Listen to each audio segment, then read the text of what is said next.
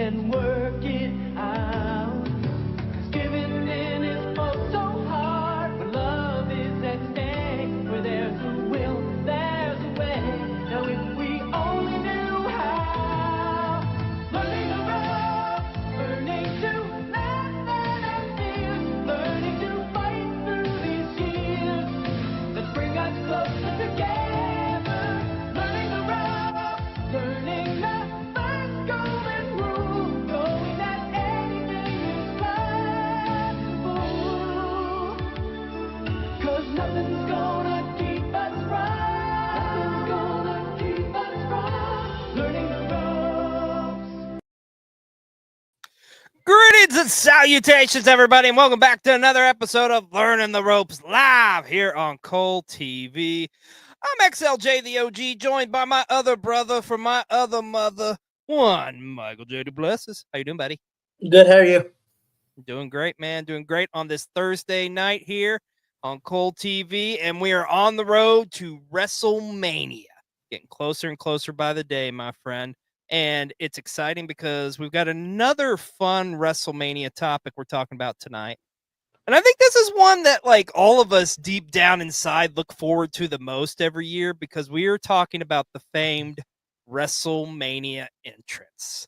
Facts. So Yeah. excited. I can't wait to hear everybody's list tonight. It's going to be an awesome episode. But as we always do here on Learning the Ropes, we always got to start it off right with a little plug of Palooza. And of course, this week on Cole TV, you can catch a replay of Pro Wrestling 60, which is available now. And we have got some big weeks coming up ahead. Yes, thank you, Dad. It is pretty sexy. It feels comfortable too. It's comfy. But we do got some big weeks lined up here ahead. Officially, we can announce we've got 3 consecutive weeks at the end of April into May that is going to be bonkers here on Cole TV. Of course, it's going to kick off with WrestleMania week, the day after WrestleMania on April the 21st, all the way to April 25th. All sorts of WrestleMania related content coming to you that week. The week after that, from April 28th to May the 3rd, is going to be our very special collective week, where you can see all of our collective vlogs coming your way. And the week after that, May the 5th to May the 9th, will be our very special Squared Circle Expo week. So we got a lot lined up for you here coming on Cole TV. So be on the lookout for that. And of course, you can catch my good friend, one Michael J. Duplessis, over on World Championship Wreckage every Monday night for Netflix and Raw. Yes. Of course, it's been kind of weird for you here lately, kind of doing the early shows, man. Yeah, no, I honestly say I can't wait till the schedule gets back to regular. These European tours are going to be weird doing this on Netflix. I gotta say, the old man in me really likes the early Raws, but not like, or the early shows, but not the Raws, because I'm at work and I can't watch it. I was about to say it sucks for the people who work during the day. Like, luckily, I stay home and I don't got a life. I will say this, though, it's convenient. I will say this, it's convenient though to like come home and just put it in, you know, and then it's just like, oh shit, you don't even have to go wait for commercials and shit. It just goes right through. So it does? Yeah, it's interesting. So, like, I learned that this week, actually. So I popped in there, and I was watching it while the live feed was still going, but I watched it from the rewound it, whatever you want to call it. And it paused once the show ended. Then you hit play again, and all the commercial breaks are out. It's fucking awesome. So I will say that. But you can always catch that every Monday on World Championship Wreckage. Of course, you can also catch a replay of our last episode of World Championship Wreckage over there. Which was a fun episode because we got to talk about AAA's When Worlds Collide. It's an awesome episode. Good. We got to do with our good buddy, Will Gray. So you can check that out over on their channel. And as always, you can always head on over to Pro Wrestling Tees, where you can get some of that sweet Cole TV merch. But as I said, we have got a fun topic here tonight. We are talking WrestleMania entrances, and we've got a cavalcade of amazing guests join us here tonight. Some of our best friends join us here tonight to talk about some of the greatest WrestleMania entrances of all time, because it's our Baker's Dozen, our top 13 WrestleMania entrances. Up first, we have our tribal queen herself, one Breigh. How are you? I'm tired, but other than that, Oh, I feel you there, sister. with my co-host. What up, sis? Yeah. Oh. Yay. Well, good to have you on. It's going to be excited. Can't wait to hear your list of WrestleMania entrances. But we also have with us the very talented, the very beautiful, our cuz, one Chrissy Tina. How are you? Hi, babies. Hi. How are Hi. you? It's Good. been way too long. I'm so Yeah. excited for this. Breigh, I love you. The internal scream I scrumped when your face hit the screen. I love you so much. Oh, it's like meeting celebrities every time. It's so good. It's so good. I love that you have your Tony Storm. Oh yeah, my emotional support. Never. Let's say that is awesome. Beautiful. I'm carrying her until I either meet her at a signing or she follows me or likes one of my things on Instagram. This is the goal for 2025. This, and I was talking to XL about it earlier, but like this is my reason for living to next year along with the Doomsday Avengers movie. So shit, we yeah. From the third clip this and then tag Tony in it. Yes. I would do it. I would do it. Yes. I would do it all the oh, time. man. But yeah, she is what's carrying me by a thread. I mean, So let's see like, what happens. that woman, everything she does is spectacular. I mean, Thunder Tits, give me Thunder Tits shirt. That was amazing. I need Thunder Tits in my life. It's kind of a weird idea, but it's just so interesting to see Tony be Tony in AEW, knowing that she wouldn't be able to have that kind of character in WWE. But I wonder what a Tony Storm would look like with WWE money, with WWE promotion, with WWE backing. That would be like Roman Reigns level insanity. And that's Yes. what I want.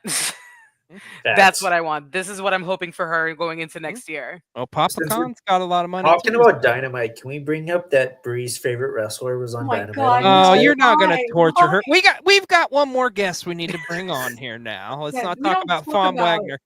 Yeah, Oh. sorry I said his name, Bree. But we're going to go in the exact opposite of Fawn Wagner because Fawn Wagner is an ugly motherfucker. This next guest, he is the sexiest motherfucker on all Wrestle Talk. Pat the Wise Man, how you doing, buddy? You know what, brother? I have had a shitstorm of a fucking day, but that intro made it all better. That made it the whole day worth it. How y'all doing? Yeah. Hi, best Good, friend. bud. Hi, Glad sweetheart. to have How you are back with us, brother. And might I say, you're looking beautiful as ever. Everybody's Oh, looking sweet beautiful as God. ever tonight. Yeah, I'm sorry, nice hat. Christy. I always got a crush on your tag team partner when he's The here. I can't delusions help of it. grandeur is just so. And don't give me. Don't do that.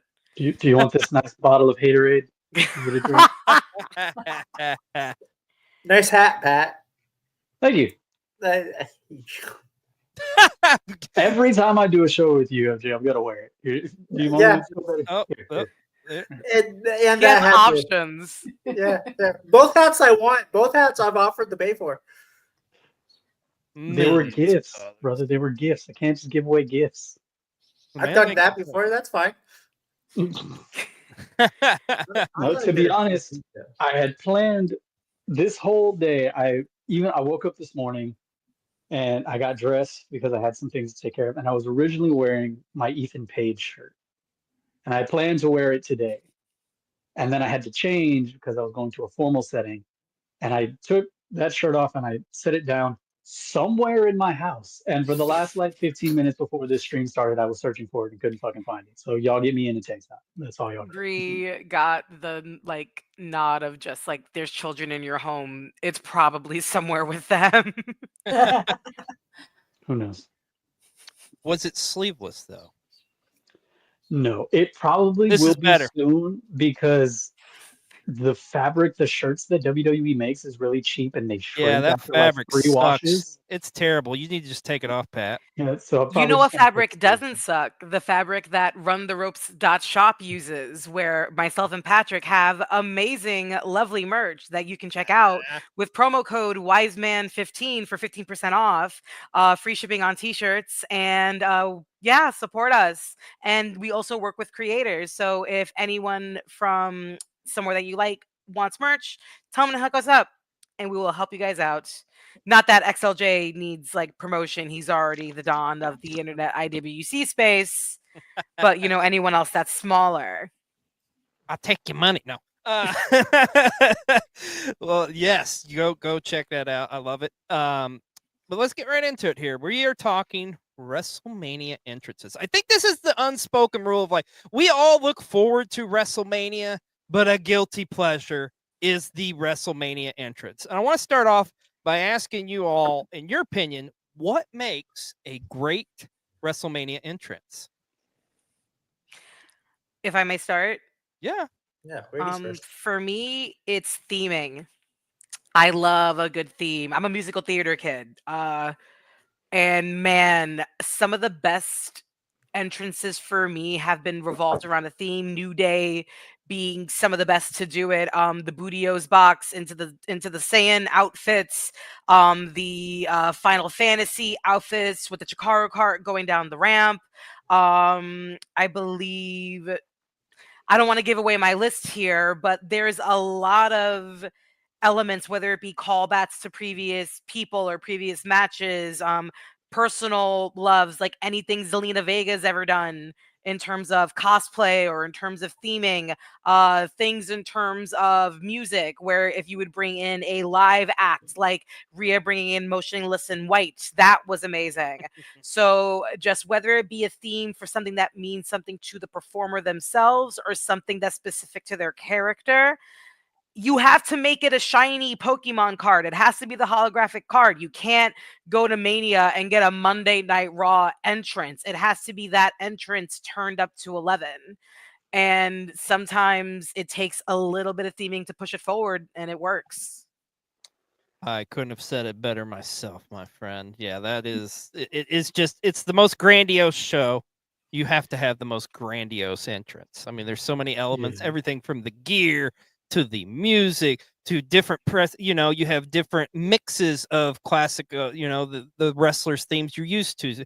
Live music as well helps. I mean, just everything about it. It's just like, it's amazing to me over the years how it's just evolved. Because I mean, really, if you think about it, as far as like a special entrance at WrestleMania, like you could almost go say technically you go through like the first, I don't know, like 11 of them, there really wasn't any type of special entrances. So it's just amazing to me how it's evolved, and now it's like a thing, pretty much. But I was just gonna say that I was watching something this week and doing research for it, and one of the things that I've heard that kind of really rang true is that WWE spends millions of bucks to make their superstars look like $1 million, and they do, like with those entrances. And yes, some of them are a tad over the top, and I'm sure we'll talk about some of those while talking about our favorites as well. But just taking elements of the superstar and elevating them to, it made no sense for that. Yeah. I have the drum thing was weird. I have a qualm about that, and I'll speak on it later. But yeah, just taking elements of a character and adding it to their entrance again to make them seem larger than life. Like that's kind of the theme and everything that we saw these characters growing up, and even now, even as adults. Like, yes, now we're privy to who these people are as this, as a point to their characters. We still see them as larger than life characters, and so WrestleMania takes that time to make them seem larger than life. And I feel like that's a really, really important aspect, because if not, you end up like Swagger at 29, who didn't get an entrance at all. Was it 29? Yeah, it was 29, and rightfully so. Fuck him. Yeah. Yeah. And that other piece of shit he went against shouldn't have got one either. But I digress. But no, I love how you say larger than life, because if you all don't mind, I'd like to kind of kick this list off and give you my number 13. And this one, in my opinion, definitely, I love this entrance so much. I remember, when you watch a WrestleMania and then you go back like later that night before you go to bed and you rewatch the entrance of the wrestler like 3 or 4 times, I did that with this one, okay? Like, and to me, this is kind of what put this person on the map, in my opinion. Everything else they were doing was cool and stuff, but this is what was like, okay, this is somebody to watch. And for my number 13, I'm going back to WrestleMania 39, Night 1, Dirty Dominic Mysterio. Oh my God, oh man, this is still like, I go back and I'll watch this every day. Just everything about it. The lead up with the vignette where he's in prison and stuff, and then they fucking the police car backs up into the building, and then they take him out of the fan, and it just, he's wearing his dad's mask and stuff, and just that crowd was just, oh my God, they were eating him alive, and they loved every minute of it. But Dom I want to eat Dom's chicken tenders. Me too. Apparently he loves Wingstop, but you can get tenders at Wingstop. Can we just give it up to Dominic Mysterio and prove that dreams do come true, that the chicken tendy boy himself managed to snag the bag? He got the sponsorship. I'm so proud of him, honestly. And well deserved. Get that money. Yeah, get that money, Dom. This was like peak, like Boo Dom era. Yeah. Like, I'll fully admit, in the beginning, when the heel turn came, I was fully on the Dominic Mysterio hate train. Especially right, a couple months into the heel turn, he came out with "I'm this generation's Eddie Guerrero." I made a whole video on that. That's pretty much what got me and MJ connected. We both went off for that one, and I wanted to hate it so bad because his father came out in the lowrider with Snoop, with the Eddie tribute, and it was great. And I wanted to hate Dom's entrance so bad. And then he came out, and I was like, damn, that's actually a really fucking cool entrance. It's on mine a little bit further down, but yeah, it's just good, man. I can't hate him for it. I feel like, too, to me, this is like one of those rare, to me, that entrance is what really kind of solidified Dom as like, okay, he's a star. Like, this is somebody to watch for. And I mean, the match was fun and stuff, but to me, it's the entrance is what I remember the most, and it was so epic. So that's my 13. Mike, what about you? What is your 13th favorite WrestleMania entrance of all time?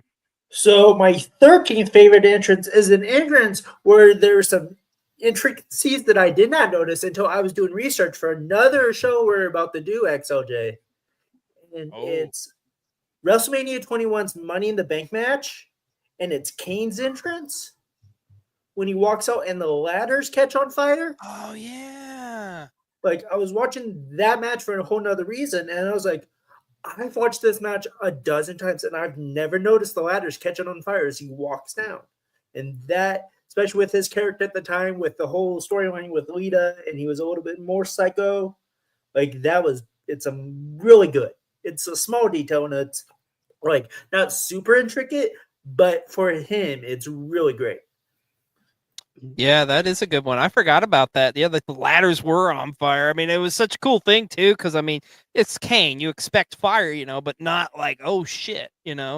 The freaking ladders are ablaze. That was a pretty crazy one. That's a good one. That's one I think people forget about. Plus Slow Chemical being top 5. Yeah, that's great. That's his best theme. That's his best version. Oh yeah, absolutely, 100%. Breigh, what about you? What is your 13th favorite WrestleMania entrance of all time?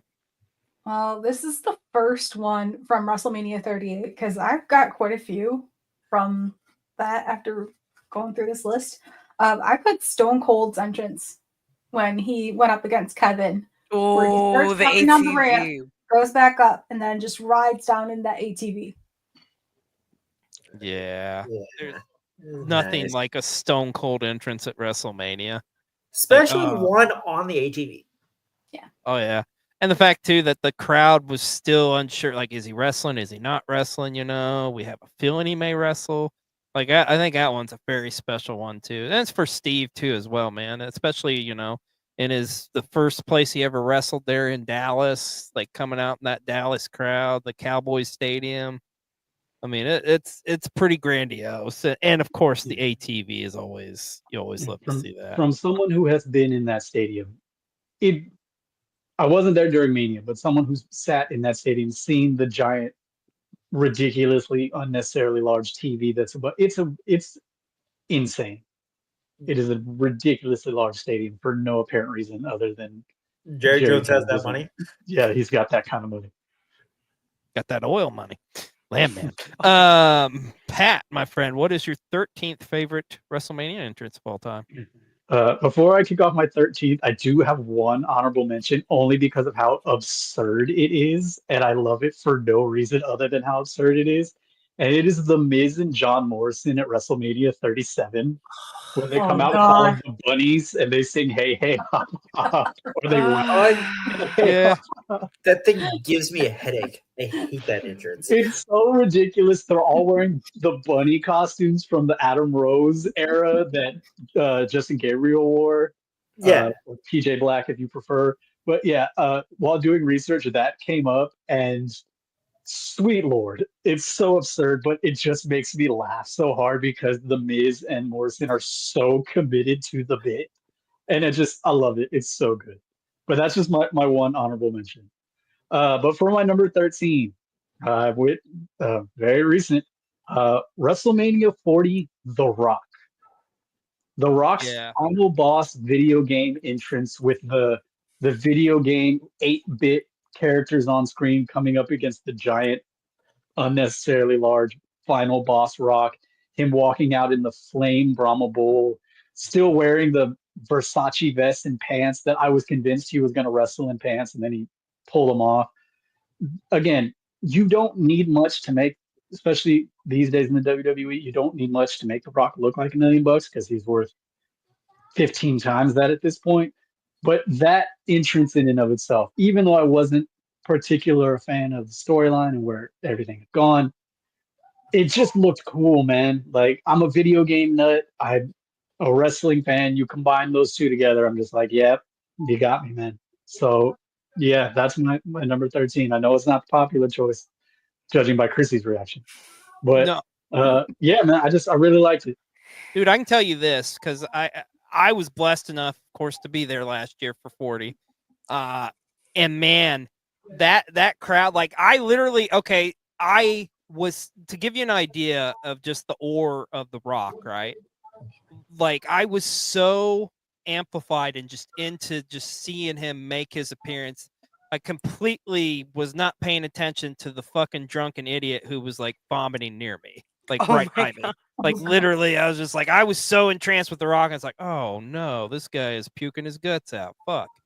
But yeah, dude, it was intense being there live for that. That like the whole everything dude, the whole stadium was super into it, man. It was a vibe. It was a vibe is the best way to put it. So, Chrissy, what about you? What is your 13th favorite WrestleMania entrance of all time? My 13th is, honestly, it's probably one of the best still images to come out of a Mania. It's Taker at 29, the hands reaching up. You're that at 13? That's my 13. It's my personal choice, Patrick. Hey, you your eyes at my Rock choice, okay? Don't start with me. Listen, unlike y'all, I'm a stand on business. If Rock shows up at 41, I'm a boo. I take offense to that comment. I'm a boo. I mean what I say, and I say what I mean. I'm not gonna boo him here and then woo, Rock fucking Dwayne Johnson boo here, boo then, boo forever. I'm so boo then. Andrew takes offense to standing on business, by the way. That was rude. So what you're saying is, if you see Dwayne, it's on site. Oh, it's on site with a scope.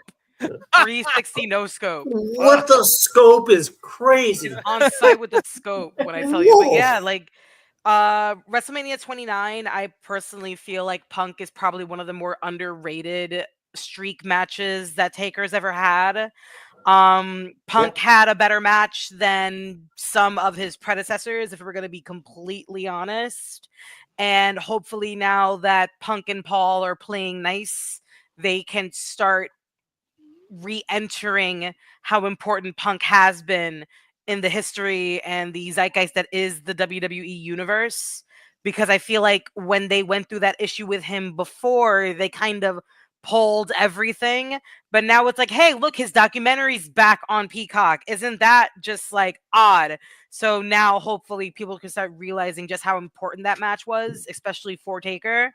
And yeah, just once again, that still image of the hands reaching up out of the ground and just the silhouette and the smoke. It's haunting. It's amazing. Yeah. Yeah, it is definitely. And Taker is one of those guys too where I mean, he's had a plethora of amazing entrances at WrestleMania. I mean, between him and like Triple H, like these guys are like the goats of WrestleMania entrances, if you want to be technical. Chrissy, I'm gonna keep with you, my friend. What is your number 12 favorite WrestleMania entrance of all time? Well, this WrestleMania has already been mentioned. It's 39, and it's Ray's tribute to Eddie coming out in the lowrider with Snoop. I think, yeah, that's the we were friends, Pat. I think we were friends when that was going on, and I literally voice texted him on Instagram sobbing. Yes, she was almost Viscerally literally in tears. sobbing, and we hadn't been friends for that long, so this was like a big emotional breakthrough for both of us. But yeah, like this was huge. The behind the scenes of Snoop and Ray inspecting the car, the significance of everything, and just not only the entrance of the visual being important, but the music, the cue from it going silent after Dom's entrance to Viva La Raza hitting to that little break before Ray's music hits. Just everything hit exactly when it needed to. It evoked that emotion. Sometimes when you watch movies, they play music and you can kind of tell that they're forcing you to feel something.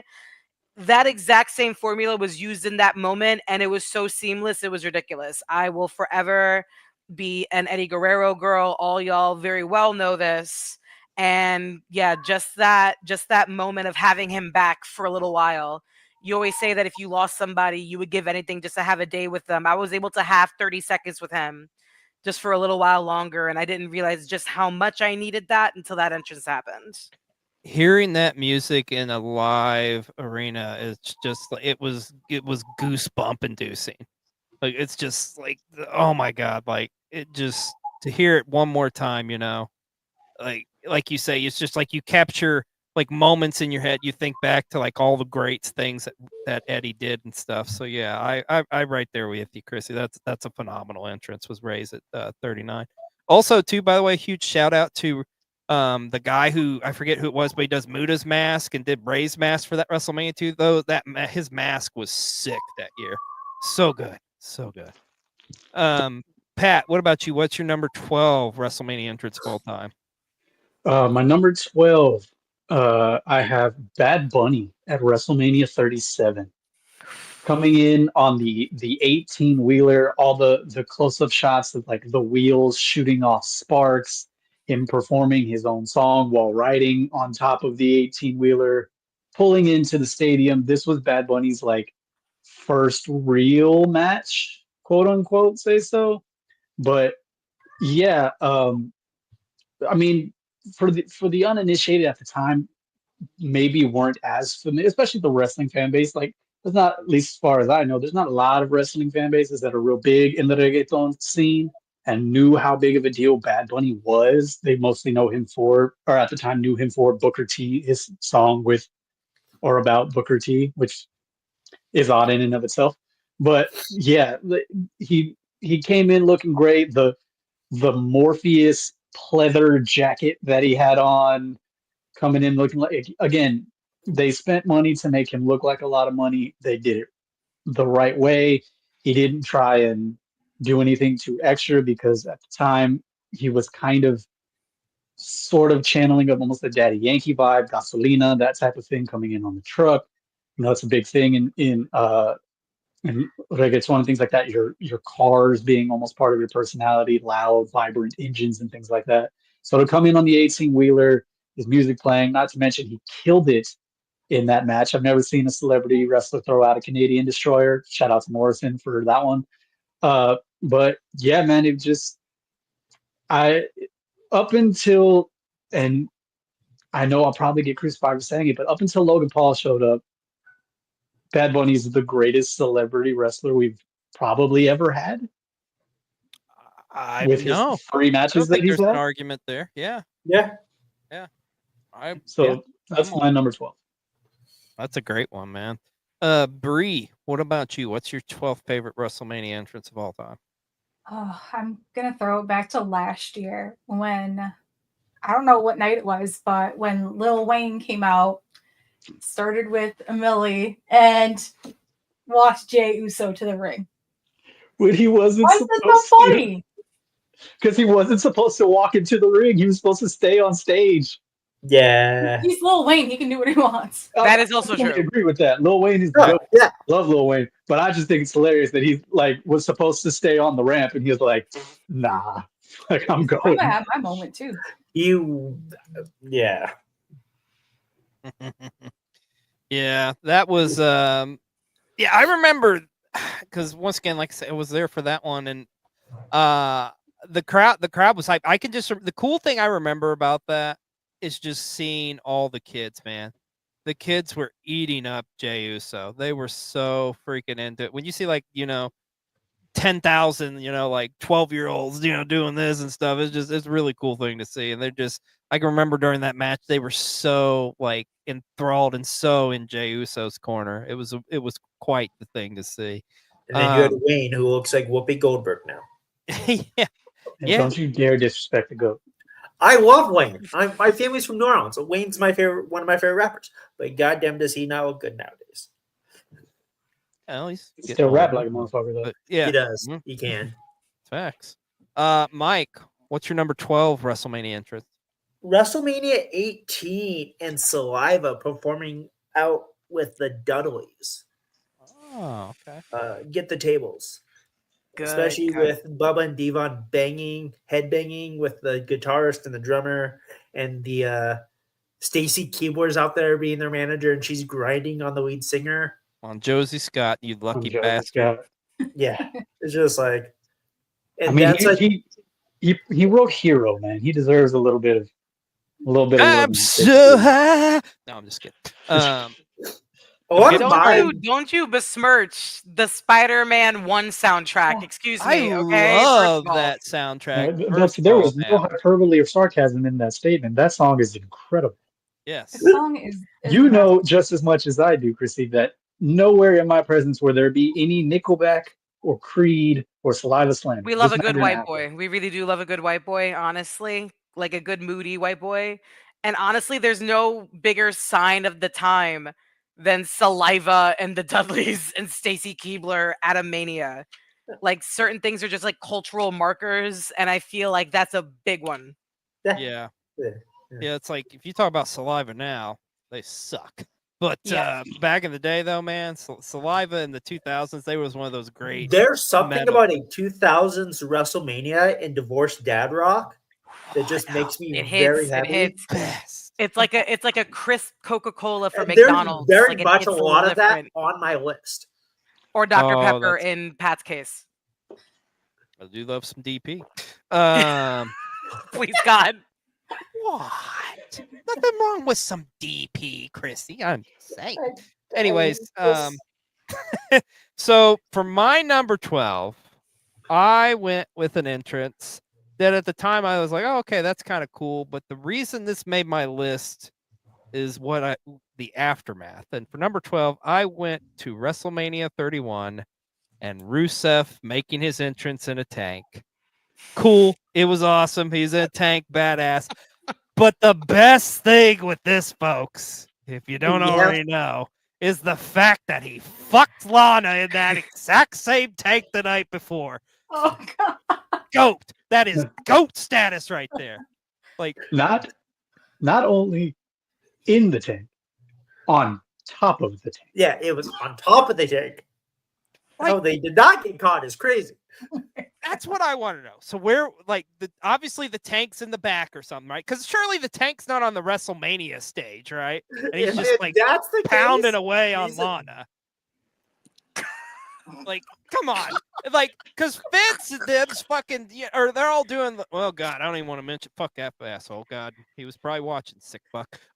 He might have been, and that could be how they got away with it, is that no one told, no one said God, anything. Jesus This could Christ. be an eyes wide shut situation where Could be. everyone was just watching.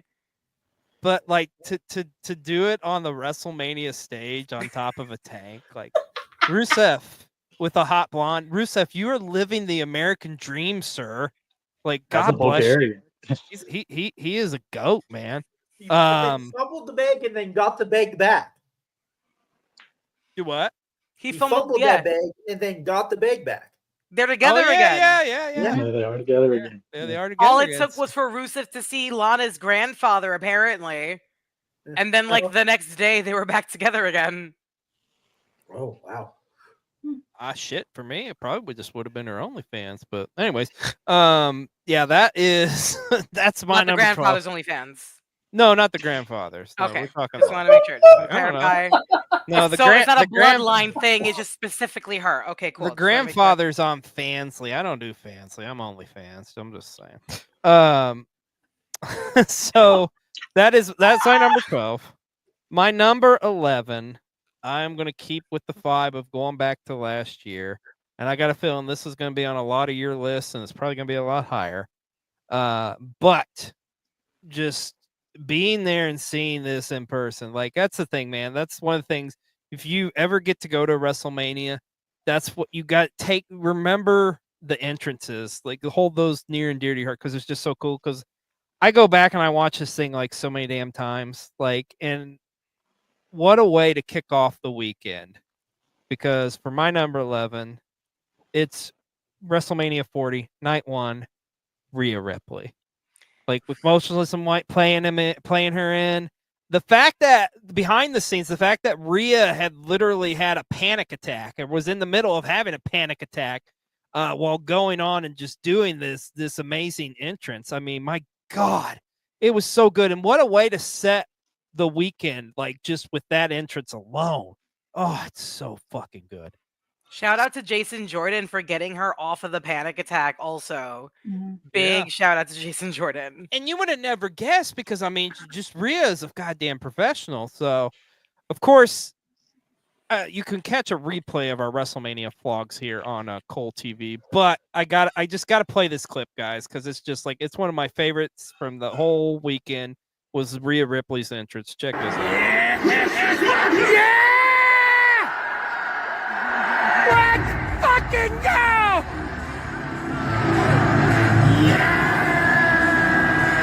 Mommy!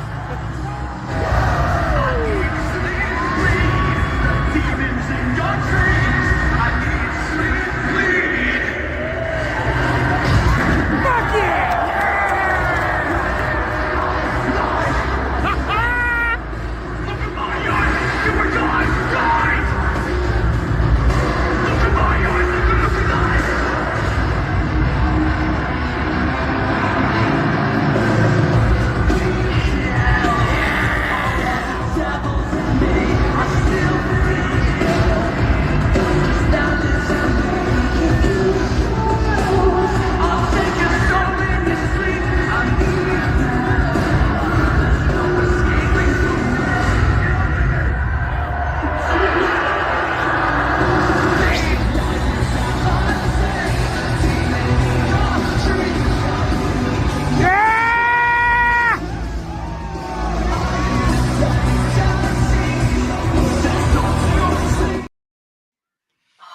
I'm ready to set a building on fire. Let's go see Right? a car. I was Right? just jamming out while that was going Right. on.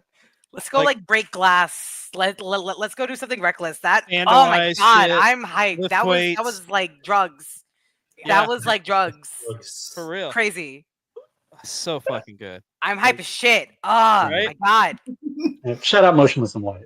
Incredible. Fucking for Lord. real. And And I don't this- want to ever hear anyone ever say anything that wrestling isn't theatrical, because you can't tell me that a normal person can hit those movements and almost like the snake-like essence of the way that she was walking down the ramp. And that's what they all do.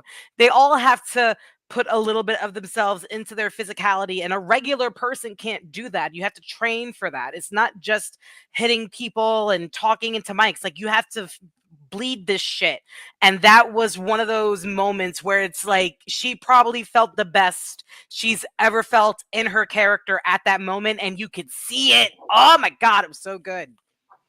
Yeah. Okay, I'm done. No, it's stupendous. Is the like just oh my god, so fucking good. I could watch that a million times. But Mike, what about you, buddy? What is your number 11 entrance? WrestleMania 34. Shinsuke Nakamura getting played out by Alice Cooper's guitarist, Nita Strauss, with that fucking phenomenal guitar play that just gave me goosebumps watching that shit. Dude, The less said about the match, the better. But yeah, The but that match, entrance though, yeah, beautiful. As And we he's bow got our so heads. many of those. Shinsuke is so good at having. They give Shinsuke great entrances, some not so good matches, but his entrances on every level he's worked in the WWE, he's been really good for those big matches. yeah. They do not compare to his New Japan entrances by No, any Thank stretch you. of the imagination. Thank you. He had Not to at all. Even close.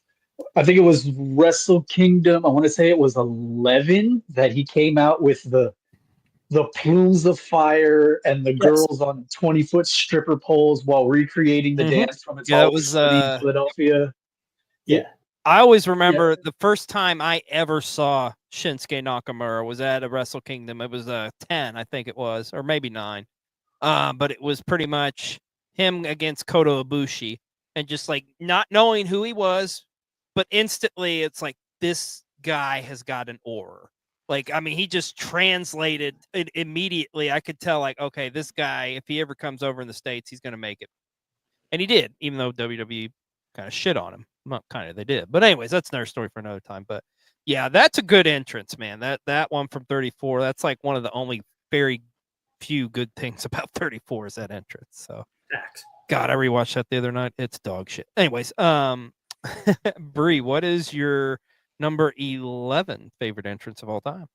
So I have another one from WrestleMania 38. Why, I don't know, but I think I picked this one just based on the music. It was Edge's entrance when he comes up from the ground in that throne.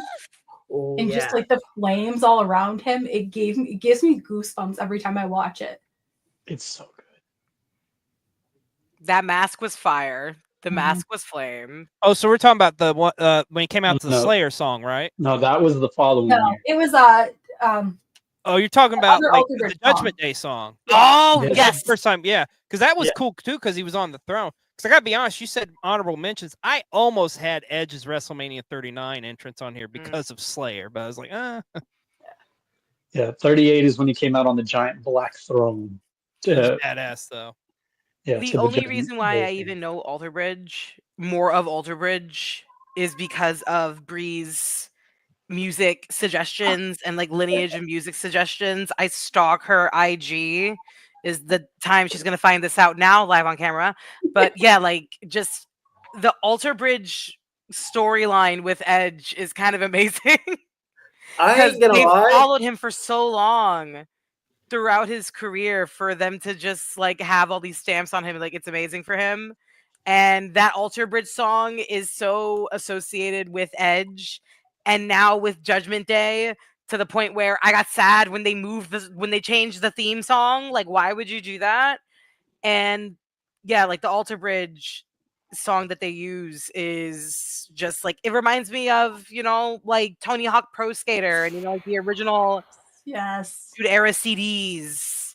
And don't get me wrong, I don't care what music they use as long as the music works. Like the fuck, we had Demi Lovato "Cool for the Summer" for a SummerSlam, and that shit slapped. I don't care what anyone else says.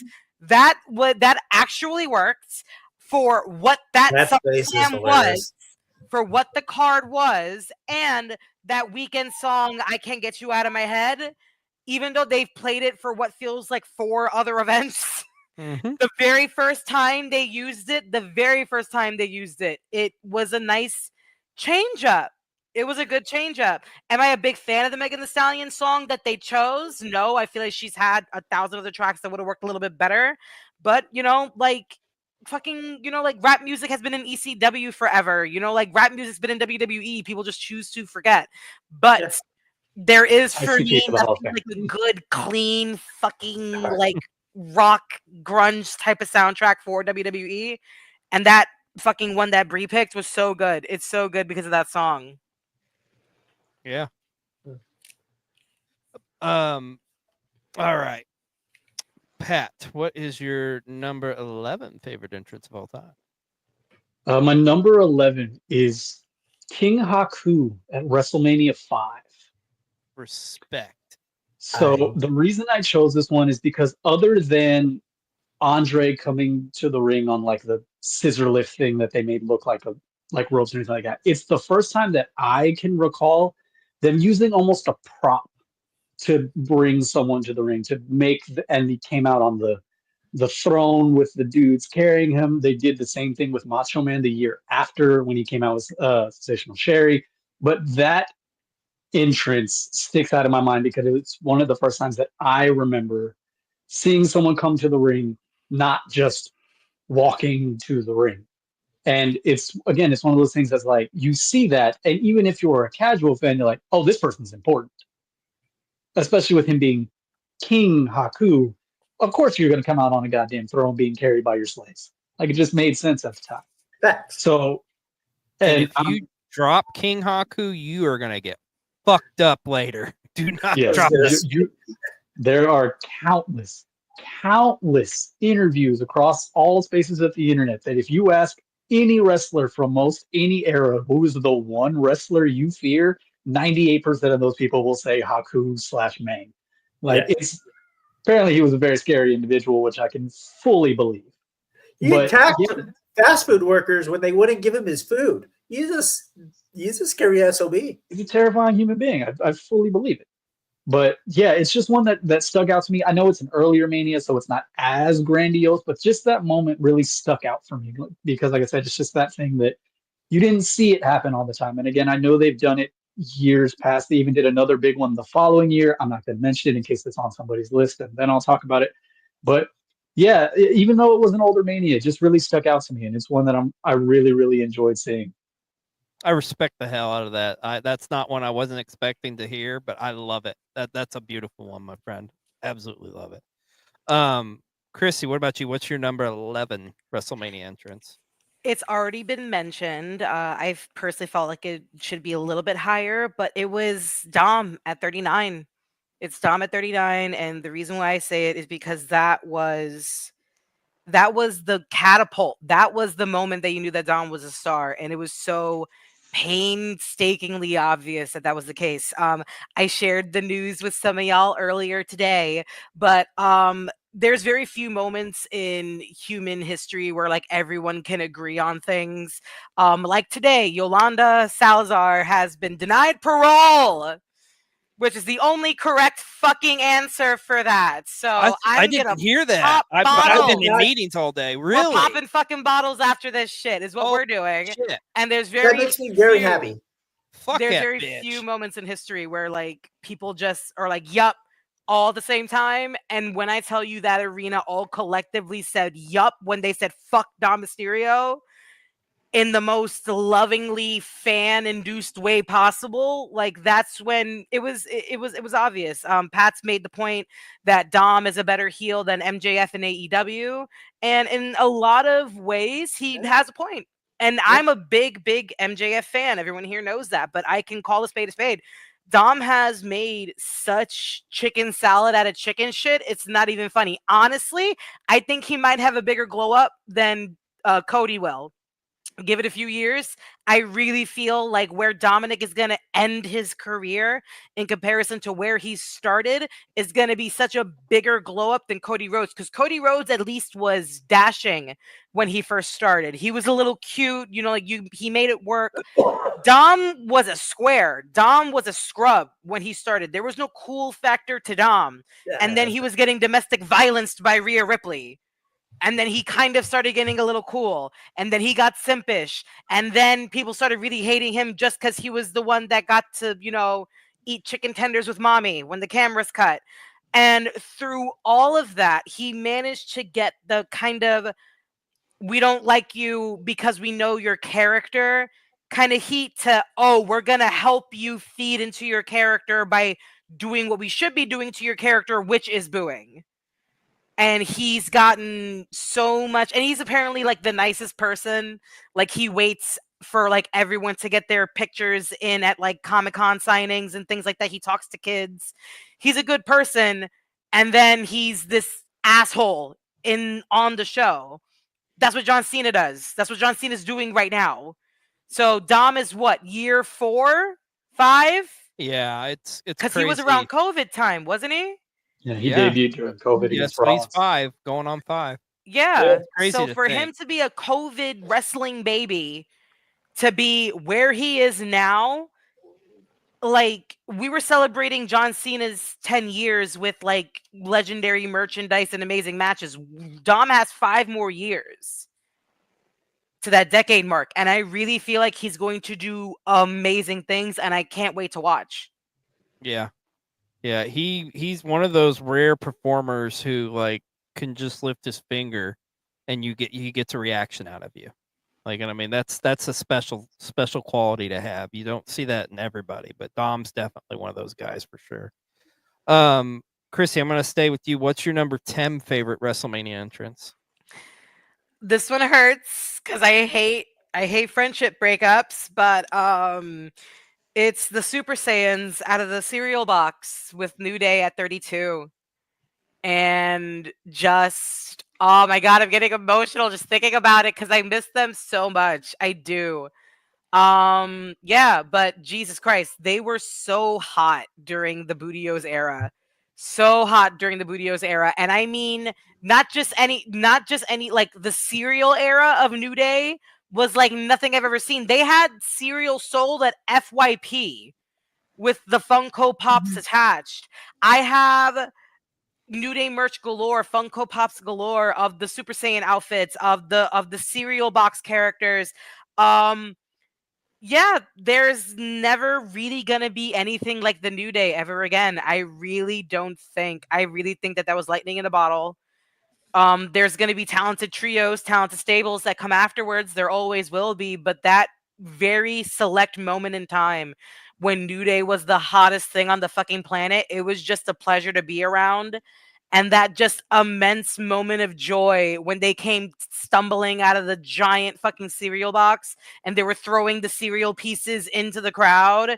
It was just great. And now they're broken up, and now Big E's sad, and they got mad because he was dating his very smart and pretty girlfriend and doing movies while his neck was healing, because apparently your neck broke. So what? This is where I am now with this. So I hang on to these moments to keep me from dying inside.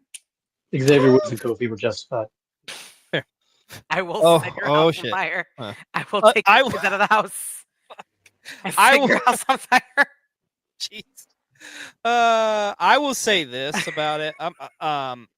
With the New Day, like in the booty. The fact of the matter is, they were so over. Like, I was willing to pay $10 for a box of cereal, and the fact of the matter is, it's one of the worst goddamn flavors of cereal. It's fucking Lucky Charms. I will fight somebody on Lucky Charms. Is one of the worst fucking cereals. It's bland as fuck. It's shit. Fuck Lucky Charms. If you eat Lucky Charms without the marshmallows, it's just brand You're cereal. a fucking serial killer if you eat Lucky Charms without fucking marshmallows, man. It's like, that's some fucking Jeffrey Dahmer shit right there. Anyways, I digress. Yeah, no, that's a great one. I have it on my list. It's a little bit higher. But Pat, what about you, my friend? What is your 10th favorite entrance? So I also took it back to last year, and I have Seth Rollins. Oh, I had that at 10 too.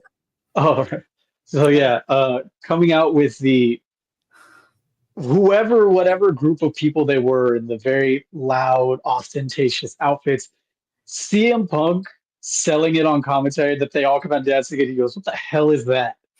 And then him coming out dressed like he stumbled through Elton John's closet and just popped out like that looked great. The giant Kentucky Derby hat looking thing, still with the. I always found it hilarious. He's sort of toned it down some, but like I always found it hilarious him coming out in these giant, ostentatiously, maybe somewhat very metrosexual outfits to his like hard rock, heavy metal music just always makes me laugh. Yeah. So yeah, so seeing him dance to the ring with flames jumping out and everything like that, and of course the crowd serenading his song as they do, which is incredible in and of itself. But yeah, I loved the pageantry. I thought it was great. I just there was a dude that would like had like a crocodile looking thing on his head, and it was so bizarre. But then when you think of who Seth was as a character at the time, it made absolute perfect sense. That's not what it is. Yeah. Fair. Fair. But yeah, that one was so good. Oh, dude, I'm right. Like I say, I had it at 10 too. I'm right there with you. So an interesting perspective because, like, I from being there, I just thought, okay, Seth is just doing this over the top. But luckily enough, I was in a really cool section that night, and I had some local fans, explain to me what the significance of that was. Because it was actually that was like the Philadelphia Eagles like rally team or something like that. They go to all the Eagles games and tailgate and stuff, and they do it in like the kind of like the New Orleans like Mardi Gras like presentation and stuff. So it's like it made sense if anybody was going to tap into that. Of course, it's going to be Seth Rollins. I mean, come on, like you said, with this just the over the top, just. Now I have to hate it as a Cowboys fan. Damn. I'm sorry, Pat, but you know what? You know what? If you could just indulge me, like how could you hate this?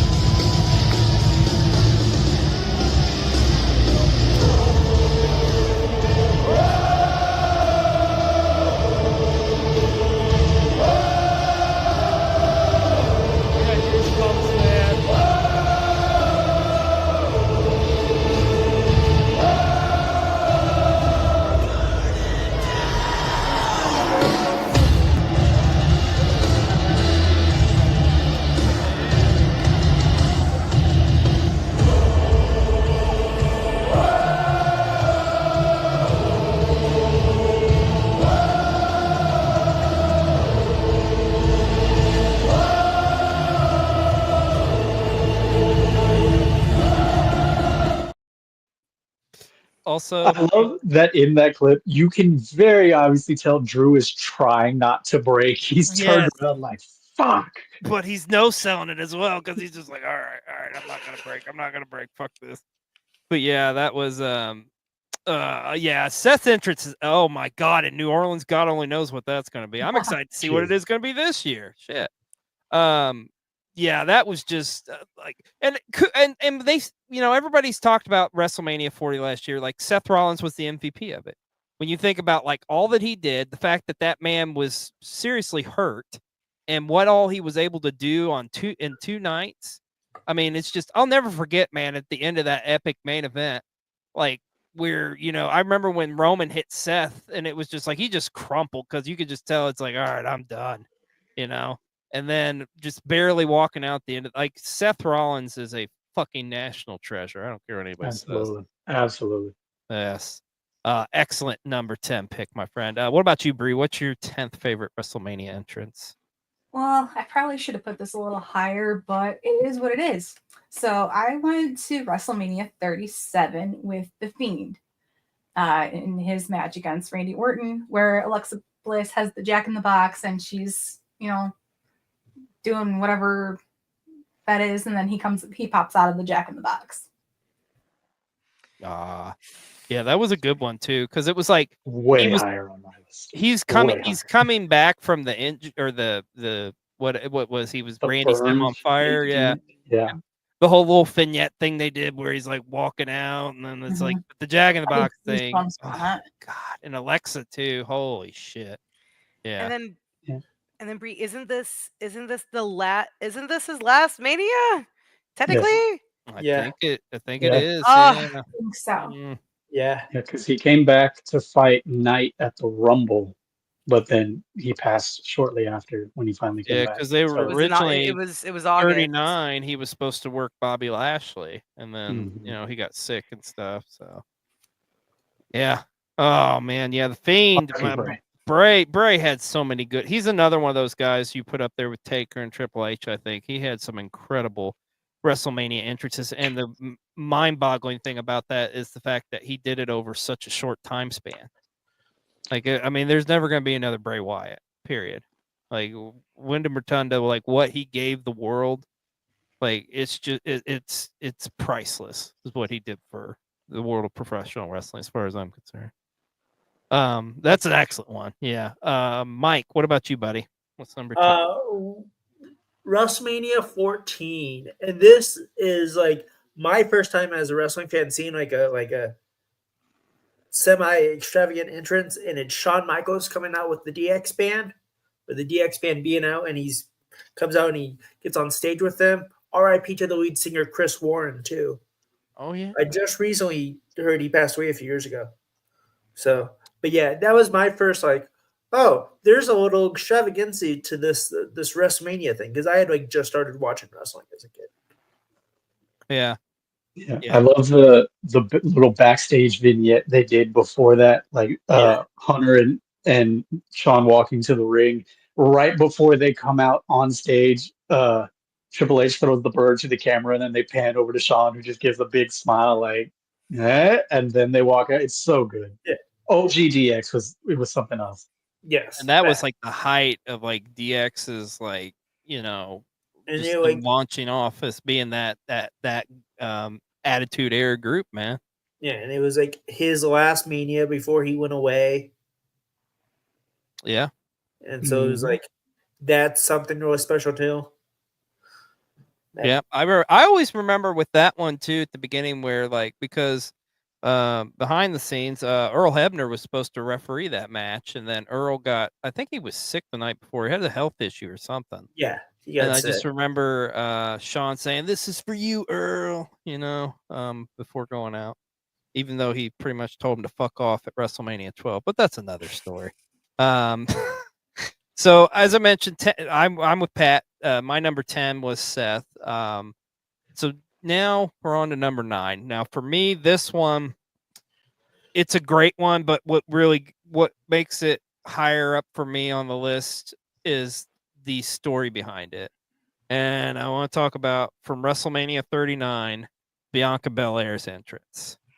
And you know where I'm going with this, Christy. Like just the little girls, the Compton Dance Academy, like just like empowering young women. I mean, young black. I mean, it's so just like it's so fucking awe-inspiring, man. And then the story is, I think it was the youngest girl or something, girl who did like the little cartwheel or something. Literally, I think it was the day before her mom was tragically killed. Yeah. And that little girl, my gosh, I can't even imagine the range of emotions that she was going through. But I mean, just for her to come out and just have this strong African American woman in Bianca Belair there, and just everything about it is just like fucking everything is right in the world. Like, it's just truly a fucking awe-inspiring thing for anybody to see, as far as I'm concerned. Like the Bianca one's always gonna pull on my heartstrings, man. It's so fucking good. So fucking good. I love Bianca. The fact that that young woman had to make the decision because her team informed her, like, listen, we won't do it. We won't do Mania. We will be here for you. We will help you through this. We won't do it. And her, at her incredibly young age, had the wherewithal to go, no, this is not just me. This is us. This is not just mine. This is ours. and we are going to be seen here putting her own incredibly devastating situation to the side for the sake of her team, and to feel that love around her, and to see the backstage moments of Bianca, Seth even walked up to them and congratulated them. Like, to know that that young woman had the mentality to be there for her family no matter what was going on, it's absolutely awe-inspiring. She's incredibly strong for her young age. I wish her and her teammates nothing but the best, and that entrance was absolutely amazing. Yeah. Oh, it's so good. I get goosebumps just thinking about it. Like, and that's the thing.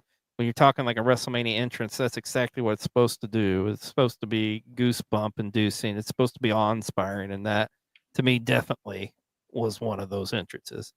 Mike, what about you? What's your number 9? WrestleMania 30, and it's Red Theory performing Voices out with Randy. Voices is my favorite Randy theme song. I know a lot of people are 50-50 on that and Burning Lights, but I love Red Theory. I love Voices. I listen to that song just regularly in my all the time life. And that's one of the best, like, it sounds like you would listen to it on the CD. Like, it was perfectly, like, his voice came out not like a lot of live performances. It was actually really nice, really good. Yeah, I've I'm always been a surprised huge it took fan. that long to get a live performance out of Red Theory. Because Yeah. he's had that song forever, and Yeah. the fact that he didn't get a live performance until WrestleMania 30 was like, damn, really? Now? Okay, I'm cool. honestly I was shocked. all for it. I'm shocked they never did it with Burning Lights. Yeah. Yeah, Rev Theory's always been one of those great bands too. Like, they go hand in hand with wrestling, I think. Like, I remember first time I think I heard him was I think they did the theme for WrestleMania 24 if I remember correctly. I believe Like, so. yeah. Oh, that was just a dope ass song. I remember having that on my like workout list and shit. Oh, So I yeah. have to add something about them too. Like, because I've seen them in concert a couple times, but that was before I even knew they ever did a theme song for Randy Orton, and like way before I got into wrestling. So I've been a big fan of them for a long time. Let me ask you, do they play it in their set? No, because I saw them, it was 2006 when they were Revelation Theory, and then 2008 they didn't play it. Ah, okay. Nice. Breigh, what about you? What's your number 9? Well, this one was already mentioned a few times. I put Dominic's entrance, WrestleMania 39. It's a classic. So good. It's going to be one of those ones because we're on what, 41 this year? Yeah. So this was 2 years ago. That's going to go down as a classic WrestleMania entrance. It just is.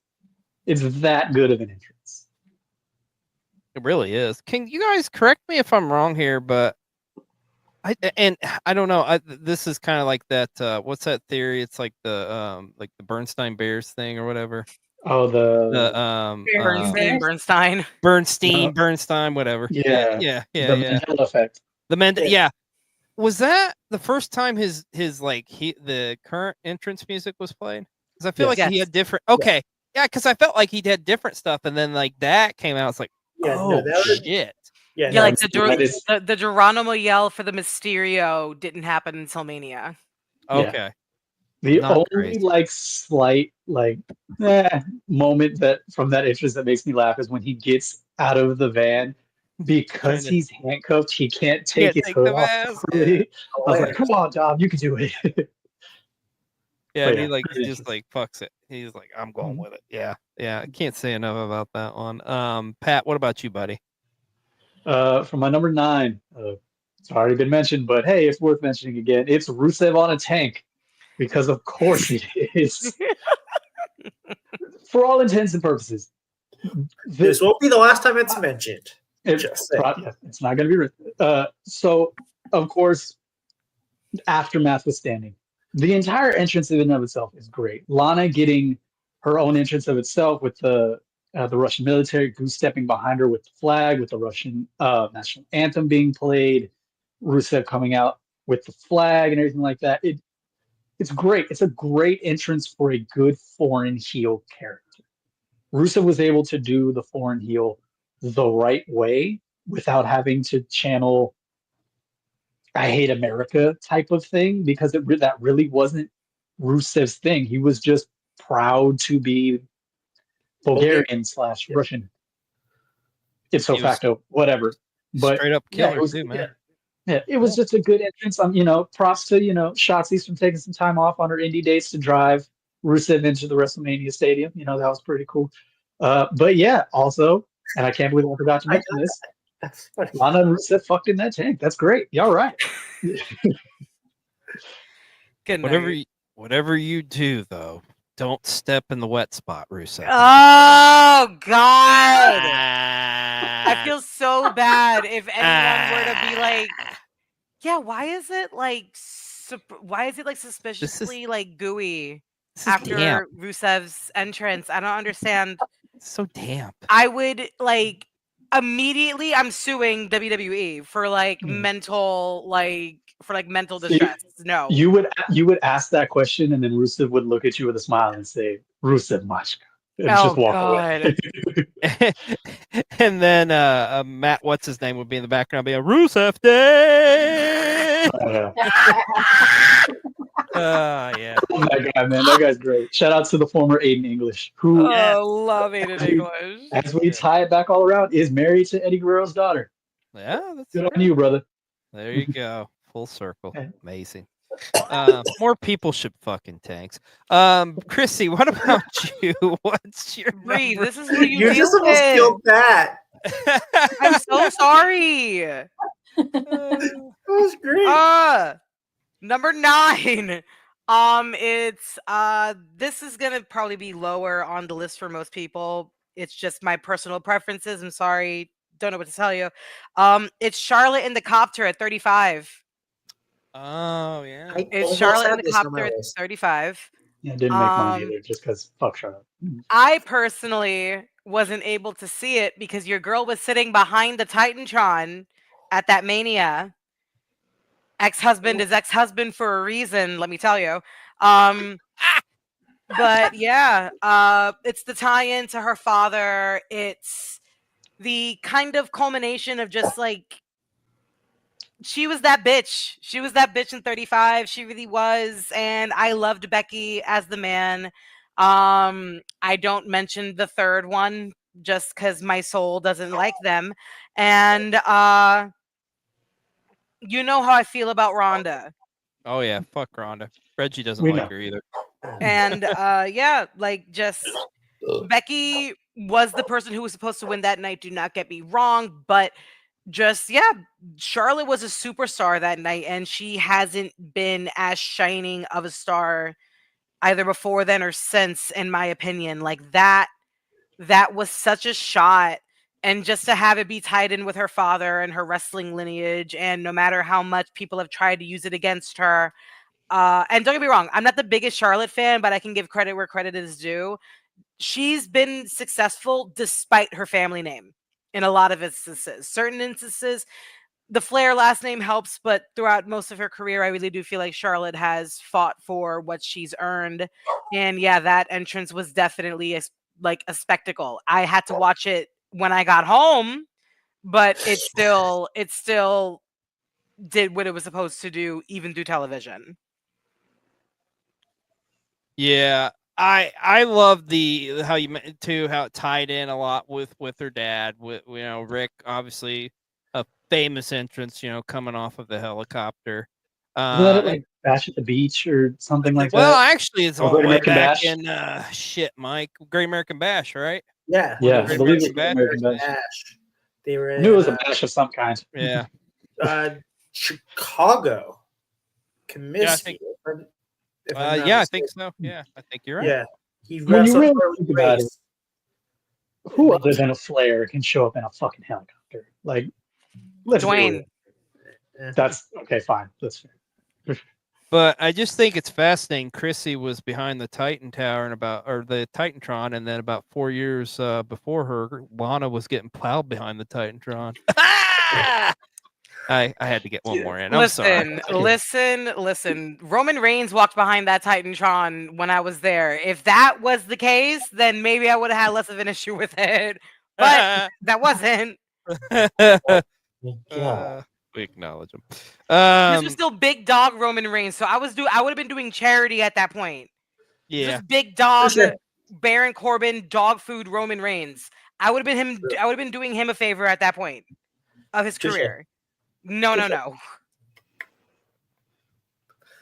Just saying. All right. So now we're moving on to our number 8. Chrissy, what's your 8th favorite Mania? Just to go by this quickly because MJ has already mentioned it, but it was Nakamura at 34. Nakamura being the music lover that he is, it really shows. He was very, very picky and involved with his NXT theme. He handpicked the violinist for the Brooklyn performance. And yeah, I literally will go to YouTube just to put that on my playlist and then just replay it. Like sometimes it's just that good of a song, and that was definitely a really, really well orchestrated piece. The violins going up the ramp, Alice Cooper's guitarist. They brought her back. I'm not sure if anyone else can say it if they know, but they brought her back for another event. I think it was another Mania, and literally it was crickets. Because no one appreciates good music apparently, but they literally it was a no reaction, and I'm like, y'all, do you not remember? And then I remembered what match it was attached to, and I can understand why the collective, like mindset just kind of wiped it. So I can't be too mad at them for that. But the performance, I don't think it was a really Mania. I thought it was an NXT or something. No, I know they brought her back, but I want to say it was for like a SummerSlam or it was another one, like another Big 4, Big 5, but it wasn't another Mania. It might have been. It might have been back in Brooklyn. It might have been a SummerSlam. It might have been something at Barclays. You might not be wrong on that. Yeah, but I mean, to be fair, we did get Rick Boogs out of it. Which, come on, Rick Boogs! Oh man, Rick Boogs, and now he's trying to sell us a bunch of protein, fucking shit. Yeah. Pat, what about you, buddy? What's your number 8? My number 8 is Triple H at WrestleMania 30. The quote-unquote Golden King, as I've called out this entrance. Triple H has known doing over-the-top shit for the longest time, and it doesn't always work. The Terminator entrance at 31, I think it was. Yeah, against Sting, and they fucked the Terminator entrance. Yeah, the Terminator entrance wasn't great. The one where he came out as like Conan the Barbarian. In 22, I think. Yeah. 32 gets a lot of hate for the weird visual thing that went on, like the weird, I don't even know what to call them. Weird, like dead looking people with the metal covers over their faces. But I actually didn't mind it. I thought Steph's promo was a little bit over the top, but the skull masks with the title and everything like that, the less said about the match, the better. But the entrance gets a lot of hate, and I don't think it should. I thought it was fine. However, WrestleMania 30, Golden King, before they were stars, cameos by Charlotte, Alexa, and Sasha. It really genuinely felt like this was, and to steal Dwayne's new moniker as he goes by, they really seemed like Daniel Bryan's final boss to WrestleMania. Like it made a lot of sense for you are literally going up against the king of this industry to get to where you need to go. And he came out presented as such, the golden mask with the chainmail, the big ostentatious cape with the iron cross that is part of every piece of merch that he puts out nowadays. Like it just looked cool. And that's, I mean, as a wrestling fan, and I'm a huge Triple H fan. In my opinion, Triple H belongs not just WWE. Triple H belongs on the Mount Rushmore of professional wrestling. Point blank, period. For everything that he has done as an in-ring competitor, as from the backstage standpoint, everything that Triple H has done, he belongs on the Mount Rushmore. I'll fight anybody for it. I don't care. But yeah, just to see that point and topic, that person, that character look as badass as he was being presented as, again, as the quote unquote last stage final boss that Daniel Bryan needed to beat. He needed to destroy the king to get to the main event. It just looked really good. I was a huge fan of it. And yeah, it's just, again, as weird or maybe as basic as it is, he just looked cool, man. And what else can you ask for? One of your favorite wrestlers looks cool at WrestleMania. Yeah, I agree. It's the Triple H has had some good ones and he has had some bad ones. Like the worst one for me was 34 where he comes out on the fucking tricycle oversized bike. It was like screaming midlife crisis. Like what the fuck? From someone who has been a part of several I mean, go ahead, brother. Just sign me up. But the 34 entrance, for all the hate that it gets from someone who has been a part of several motorcycle rallies from being the time as a military brat and things like that, and us organizing things like that. I understand the three wheel because three wheels are meant to be ridden or whatever when you're carrying somebody. It's a cruise bike. It's not meant to be, rolling down the street with your cut on, intimidating people. It's you're in your older years, you're riding around with your wife, maybe just going for a cruise around the city when the sun's out. So I understood it, but I can understand the criticisms like, yeah, dude, it looks a little meh. Yeah. Yeah, to me it was like 34 was just a little too cringe, but Breigh, what about you? What is your number 8? So this one might be a Seth Rollins entrance that nobody might have on their list. I went to WrestleMania 33, and it wasn't like a super extravagant entrance, but to me, like I had goosebumps, and it was really cool when he comes out with this torch, and then after burn it down, he sets it down, and then the whole ramp to the ring just flames. It's so cool. It's just I get chills thinking about it. It's so cool. Yeah. They had some pretty stunning visuals from that Mania that year, especially with like the set and the ramp. That ramp, God, was that like the longest ramp at any WrestleMania, I think? Seemed the like Camping World. One of them. However, it also did give us the Randy Orton sperm snake. Yeah. I don't know if anybody remembers that, but Randy Orton, of course, makes his entrance to the ring, does his pose, and as he's walking, this giant snake appears on the ramp that's supposed to be following his movements, but with its giant bulbous head and long sloping tail, it looked like sperm. Didn't look great. And I could only imagine like Randy like walking to the ring and like looking down the ramp and looking at what's following him and just being like, the fuck, man. Oh. Well. But yes, Seth's entrance was great. The torch, the gold outfit, like just this is pre. I don't even know what to call it. Ostentatious, gorgeous George, Seth Rollins. So it's still the gear, and yeah, just looked good. Big fan. I mean, Seth has had a lot of underrated entrances. The White Walker entrance from 32, I think. 34. Yeah. 34, yeah, with the contacts, and then the Mardi Gras mask had the the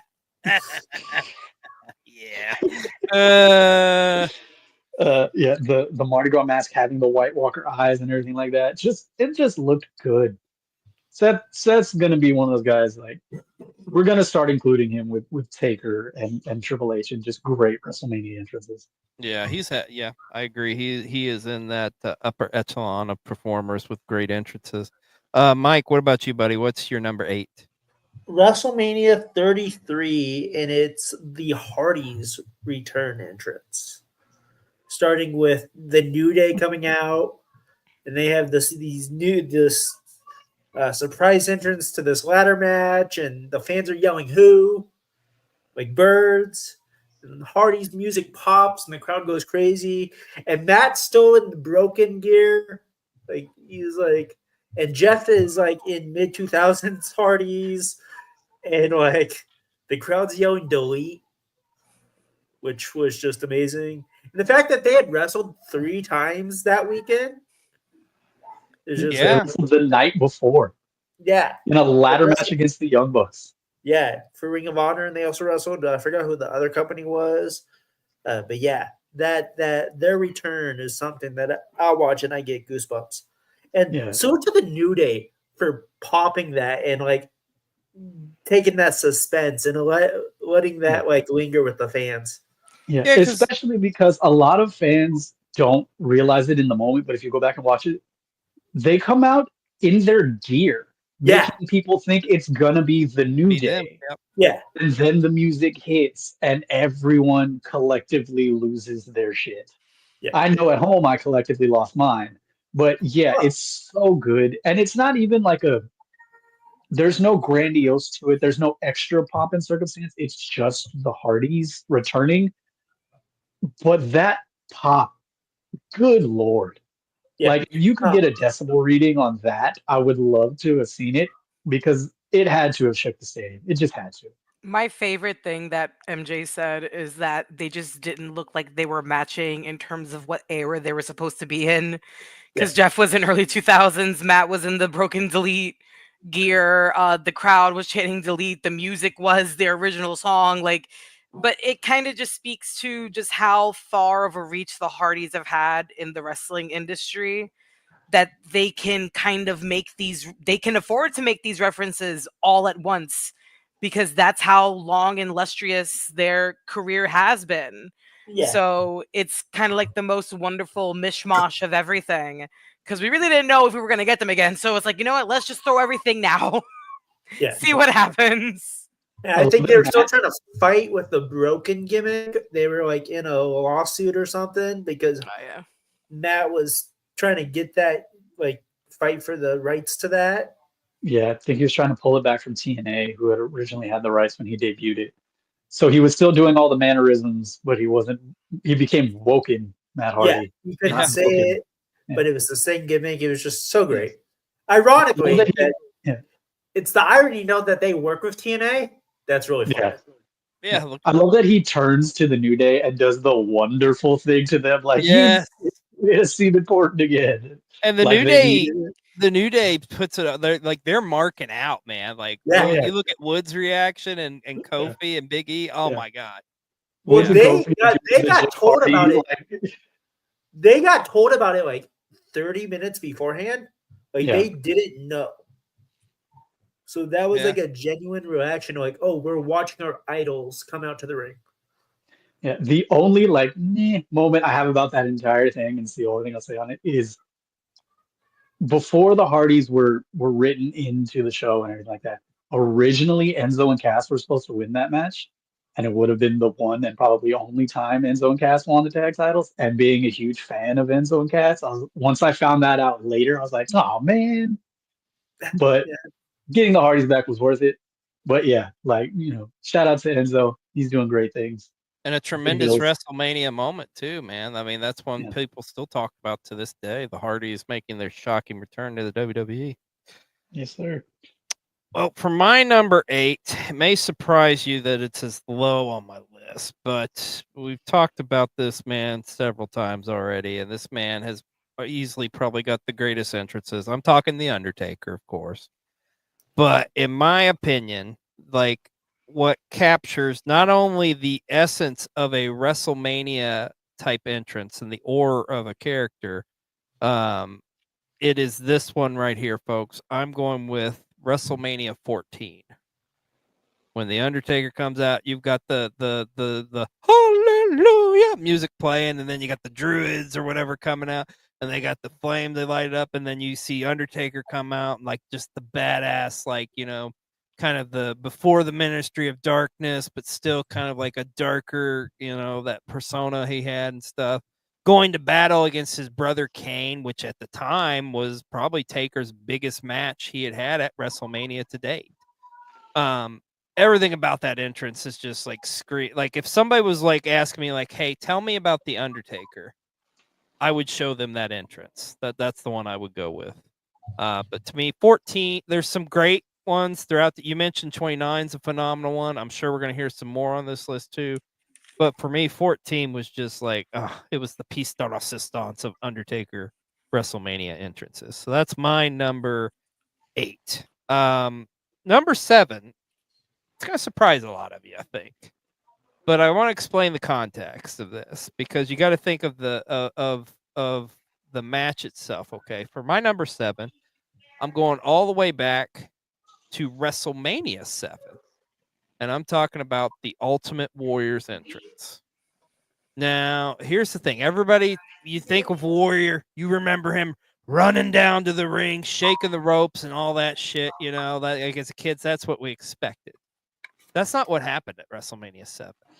You see a completely different, like serious, dead ass Warrior come down to the ring, slowly walks down, you know, and because the thing is, it's the match itself, folks, because it was at the time, it was the Macho Man Randy Savage against the Ultimate Warrior, or the Macho King Randy Savage, I should say, against the Ultimate Warrior in a career-ending matchup. The loser would have to retire. So just him putting the importance on this is beyond a title match.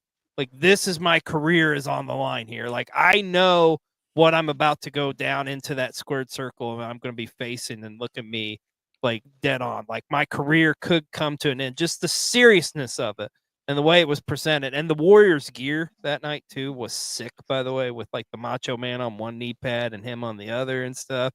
And then on the back of his tights, it says it means much more than this, like talking about the WWF title. Oh, man. I still say to this day, that is one of my all-time favorite WrestleMania matches is Warrior and Savage from WrestleMania 7. But that one just always has held a special moment for me, just simply for the fact of like, okay, this is something completely different that we're not used to seeing for this character. And, you know, here we are at WrestleMania, the showcase of immortals, the granddaddy of them all. And just once again, just really setting it up and showing you like this match is fucking important. Like, this match is the most important match Warrior had to date. So for me, that was my number 7 was Ultimate Warrior from WrestleMania 7. What about you, Mike? Number 7, WrestleMania 22, Rey Mysterio. Coming out to POD. POD, baby.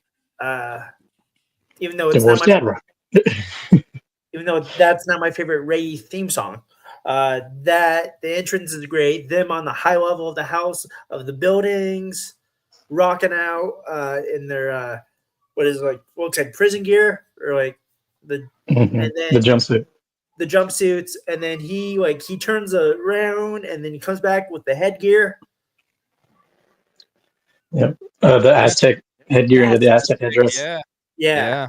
It's just phenomenal. And that being like the WrestleMania after Eddie died hits home, as y'all know, a huge Eddie fan. So like there's something very special about that main event. Yeah. I actually just rewatched that main event recently before even this the invite for this show came out. And everything that they crammed into that like 9-minute match was really well done. And that's a testament to how good Ray and Kurt and Randy all are. But yeah, that entrance is great. Again, just the paying homage to the Aztec heritage. You know, Ray was kind of known for doing the superhero characters at that time. You know, the Flash, the Daredevil, and Captain then of course America. going on Captain America, and then going on, he's done Wolverine, Mysterio. Mysterio one, props. Good for you on that one, right? He did the Silver Surfer around that time. Yeah. And then he went and did the Joker, and then he tried to do the Joaquin Phoenix version of the Joker, which looked more like Doink than it did the Joker, but we got the reference. He did Wolverine in New Japan or All Japan, one of them, with the hard plastic mask. It looked super dope. Shout out to that one. He also got a picture backstage in that gear with Brian Cage, who at the time was going by the Swolverine. I was like, again, good for you, Ray. I get that one. It's like that Captain America meme from the Avengers. Like, I understood that. I understood that. Yes. Yeah, that one was a good one too, and I love the whole like Ray with the Aztec headdress. Oh, it was so good. Yeah. Breigh, what about you? What's your number 7? My number 7 was just mentioned not too long ago. It was the Hardys' return, because that was the first time I was ever exposed to the Hardys.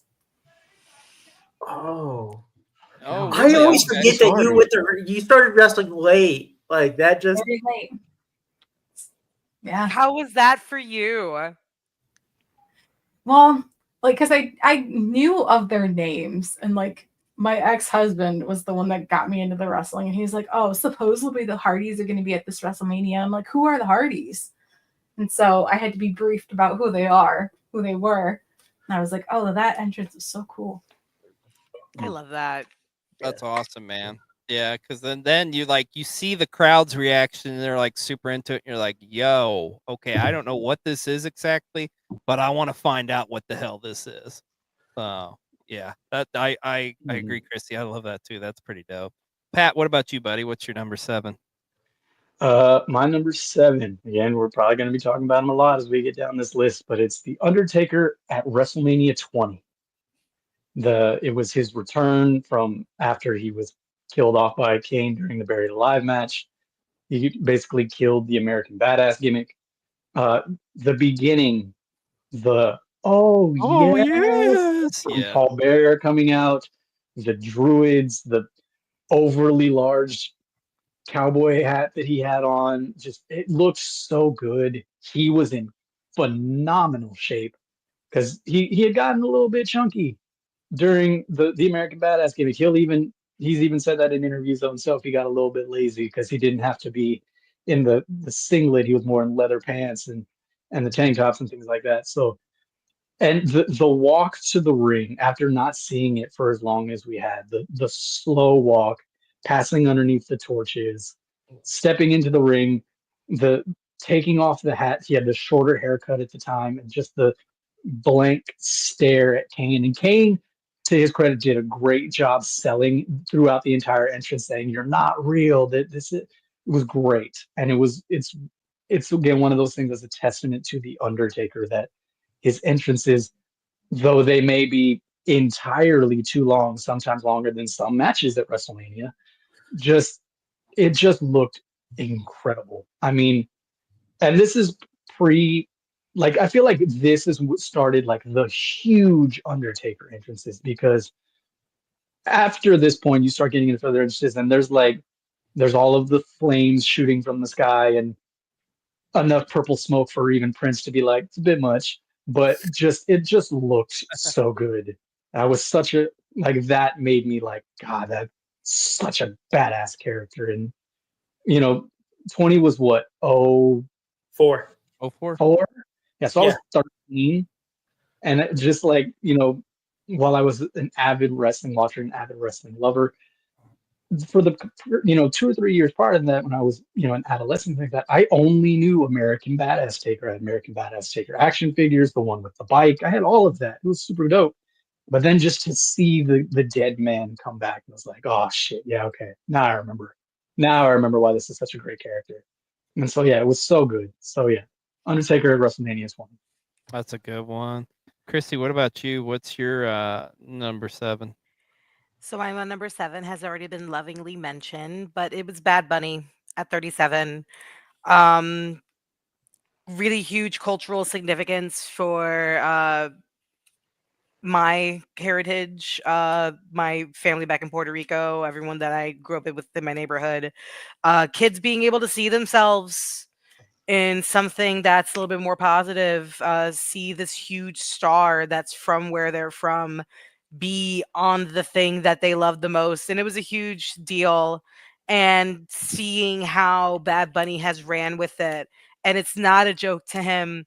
He's trained properly. He's taken the 24/7 championship to SNL, for God's sake. Like, he Oh yeah. lives this life. He flies this flag a lot better than I think Logan Paul to this point has done. Logan Paul has a podcast where he has the ability to put over people, and he has wrestlers on his podcast. And I still feel like Bad Bunny, with his run as the 24/7 championship and just what he's done for the industry, is better than Logan Paul's entire current career.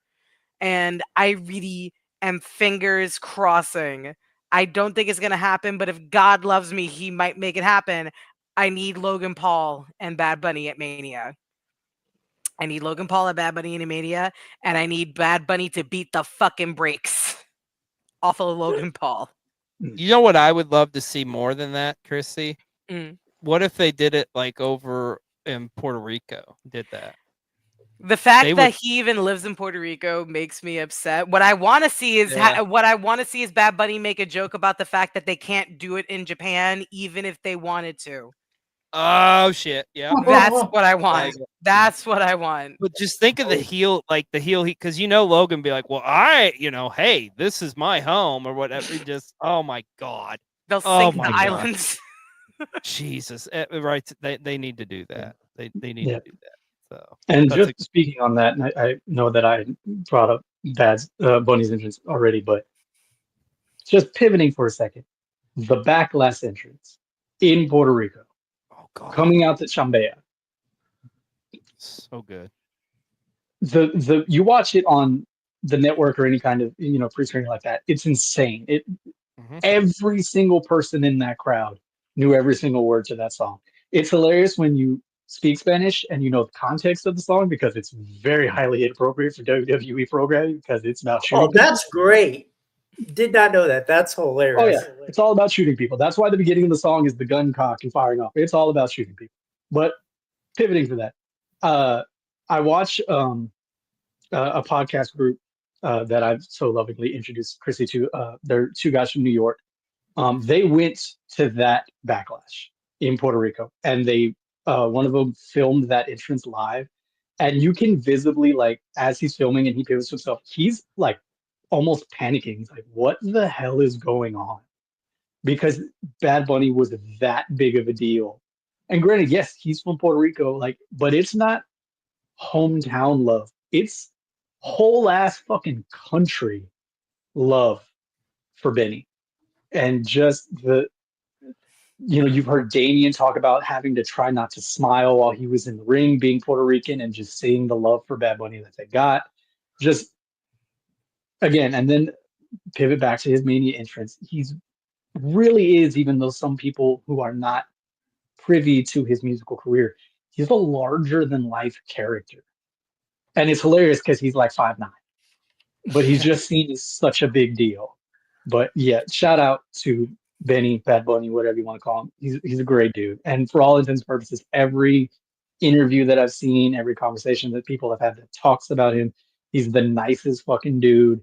Takes the time out of his day to speak to everybody that he can. He's just a great guy. He's like Puerto Rico's Pedro Pascal. Like, everybody just loves him. Nice. Chrissy, what about your number 6 favorite entrance of all time? Breigh has already mentioned this, but it is Fiend at 37. It's Alexa having like the black ink drip down her face. It's it being Breigh's last Mania, and it's a little heartbreaking because he had the opportunity to come back and kind of get the one that mattered to him, and he never was really able to do so. So that's why I'm still keeping my fingers crossed that they do justice to Wyatt 6, because that's Breigh's last actual creation that we have. And I want to give it as much love as we can because, man, the visuals that Breigh Wyatt was able to achieve was insane. And a lot of people even forget the CGI entrance that happens before the Jack in the Box. It's him coming through. Yeah. Breigh knows what I'm talking about. It's him coming through the tunnel and everything kind of burns away to his actual costume, and then it cuts to Alexa trying to match that giant ass fucking crank to the beat of the music. And it's just a moment in time, and I miss him every day. Very similar to what we were talking about, where there's never going to be another New Day the way that New Day was hot when it was the biggest thing in the world. There's never going to be another Breigh Wyatt, no matter what we do, no matter how far we go, no matter where we go. We were lucky to be alive at the same time as that character, as that person, that human that was behind it all. So yeah, exactly what Breigh said. Everything Breigh said. All right, Pat, what about you, buddy? What's your number 6? My number 6, it's already been mentioned. It's a twofer. I had Undertaker last one. I'm doing Undertaker again at WrestleMania 29. The outstretched arms reaching for him, the souls begging for their master to pull them out of the depths of hell that they are. It's just such a cool visual. The backlit drop with the smoke that you don't see anything but the Undertaker's silhouette and the hands reaching out. Xavier Woods and other countless extras in the morph suits that are the actual hands. It just looks so good. And to be honest, that match is like the only good thing about that Mania. I'm just being honest. But yeah, it's such a cool visual, and it really stands to a testament that I think like how they're able to come up with something new every year for the Undertaker. Like for certain characters, there's only so much you can do, and you would think with the longevity that the Undertaker has, like we've done coffins, torches, spooky gimmick things, like all of these times, like there's only so much we can do. And just at 29, right before the streak was broken and everything like that, like just to be able to bring that new visual to us. Like we saw him as the dark character, we saw him as the dead man, but to give that actual representation of him being basically, in that instance, he was the devil crawling out of the depths of hell and leaving the souls reaching for him where they are, not acknowledging them, not touching them. They are there trying to grasp at him and him walking past them to get to CM Punk. Great. Love it. Yeah, it is a pretty badass one. And like we say, Taker's had some great ones over the years, but that's definitely up there. Breigh, what about you? What's your number 6? So this one goes back to WrestleMania 7, which I didn't watch the Mania, but I watched the entrance, and I thought that it was just really cool. It was Shawn Michaels ziplining to the ring.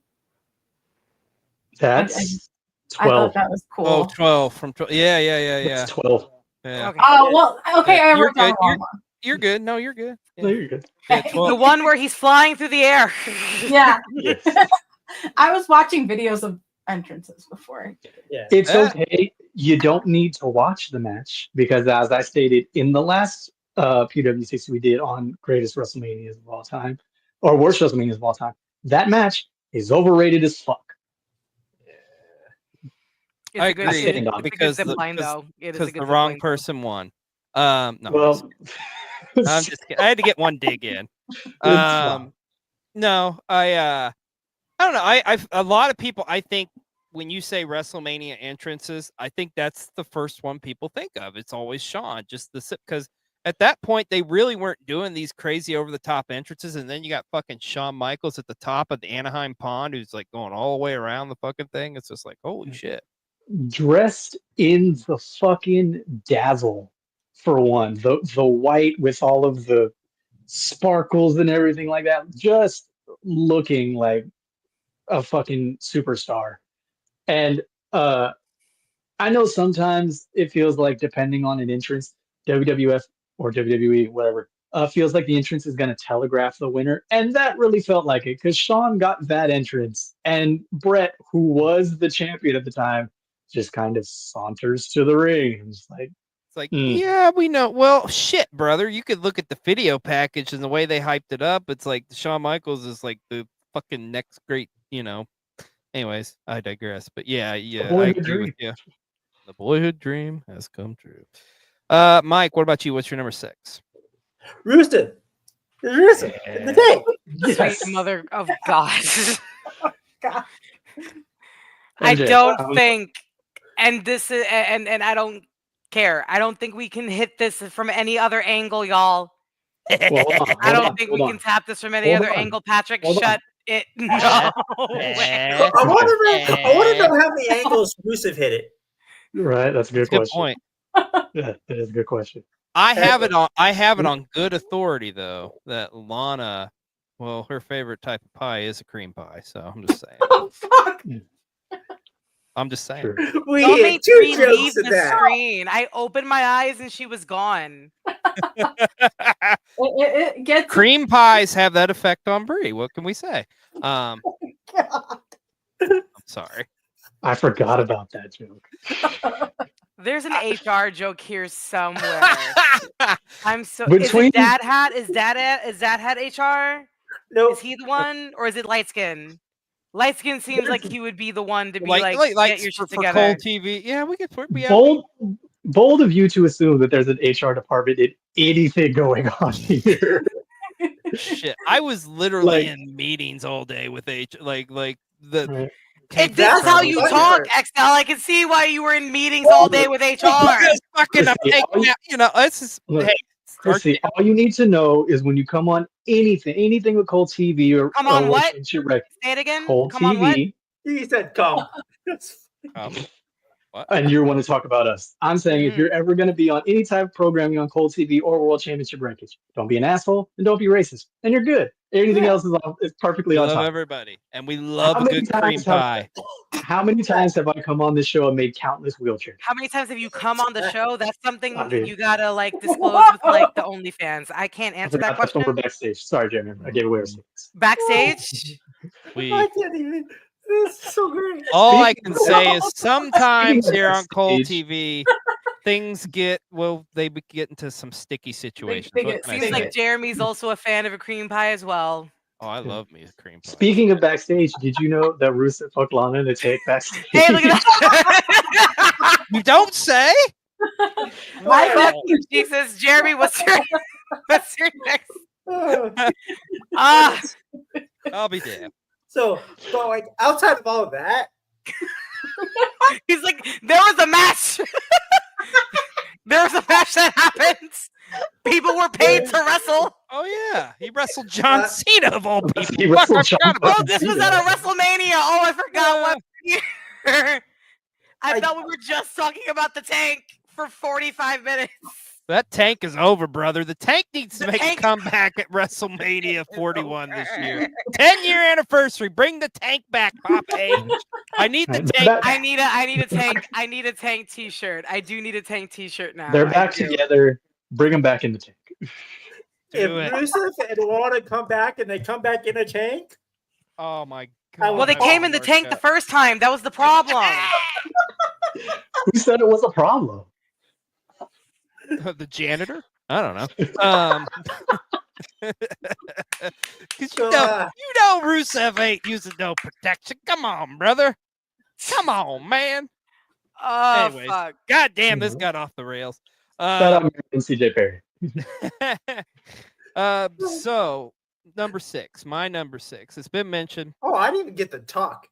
Oh, well, go. Do you have more? Oh, go ahead. It's You your have own did. more. I fault. actually You did. picked the tank. No one told you to pick the tank. This is what happens when you pick the Opinion. tank.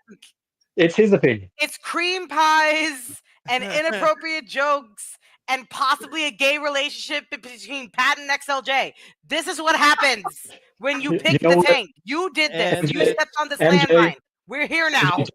Don't let her bully you. You just keep on Oh, I rolling. know. Don't let It's her bully. okay. It's Keep okay on because rolling. this It's is how crazy at this- this is how we celebrate Rusev Day. I would say this is how we roll, but the only one who rolls this way is MJ. Oh, I want to know how many times Rusev said Rusev Day when he was. Oh, He I would bet be the you one to Lana say was his saying own Rusev name. Day He all would be the one night to say his long. own name. Let's be honestly, they both seem like the type to say their own name.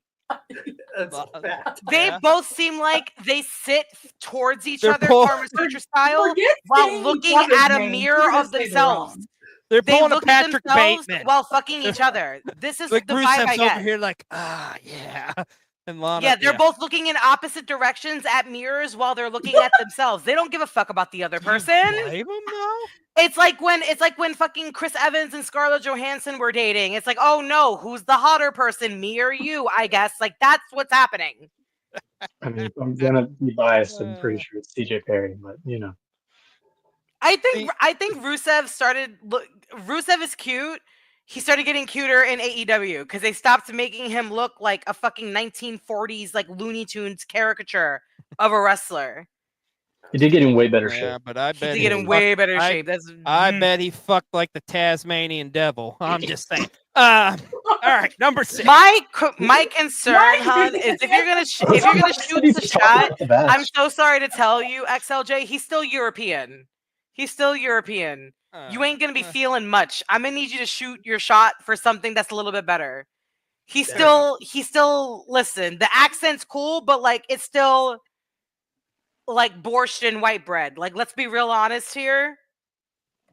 That's I want better for Well, you. I want you to shoot for know, more for you. Fair enough. If we're going with like a German wrestler based on a dong, Jesus, Alex Wright, come on. There we go. There we go. You deserve a Randy Orton XLJ. There you deserve the best. There you go. Anyways, what the fuck have we talked about the last 10 minutes? Well, hold on. MJ still needs to talk about the yeah. Oh my god. Christy keeps interrupting. I was just gonna mention the aspects of like him being from Bulgaria and like Pat said with her coming out to the Russian army, and then like John Cena at that time was like Captain America. There was this almost comic book like superhero-esque dichotomy with the two entrances between the two wrestlers. Yeah. That's what all I was gonna say. What was Cena's entrance that year? I don't. Nobody remembers. Fuck. All we talking about is the tank, brother. Wasn't this the U.S. title match? Wasn't this a U.S. title match? I don't know. Okay. Yeah, he just had a regular ass tank. That's a lot. I mean, at least it was the tank, and it wasn't an NXT Divas fucking title situation like it was with Paige. Or the U.S. title. It may have been. I mean, Rusev was the champion at the time, so salute to Xavier Woods is all I'm gonna say. And Brad Maddox, white guy that was, and the rest of the NXT locker room probably. This is a terrible person. Fuck Brad Maddox. Number 6 for me. All right, it's been mentioned earlier. I'm going with the New Day from WrestleMania 32, and to me, that was another one of those entrances where like they have officially arrived, because who in the hell else are you going to say, you know what? Yep. You want to come out of a giant cereal box? Yeah, fuck it. We'll do it. You want to be dressed up as a Dragon Ball Z character? Fuck it. You want to be a Saiyan? We'll fucking do it. I don't care.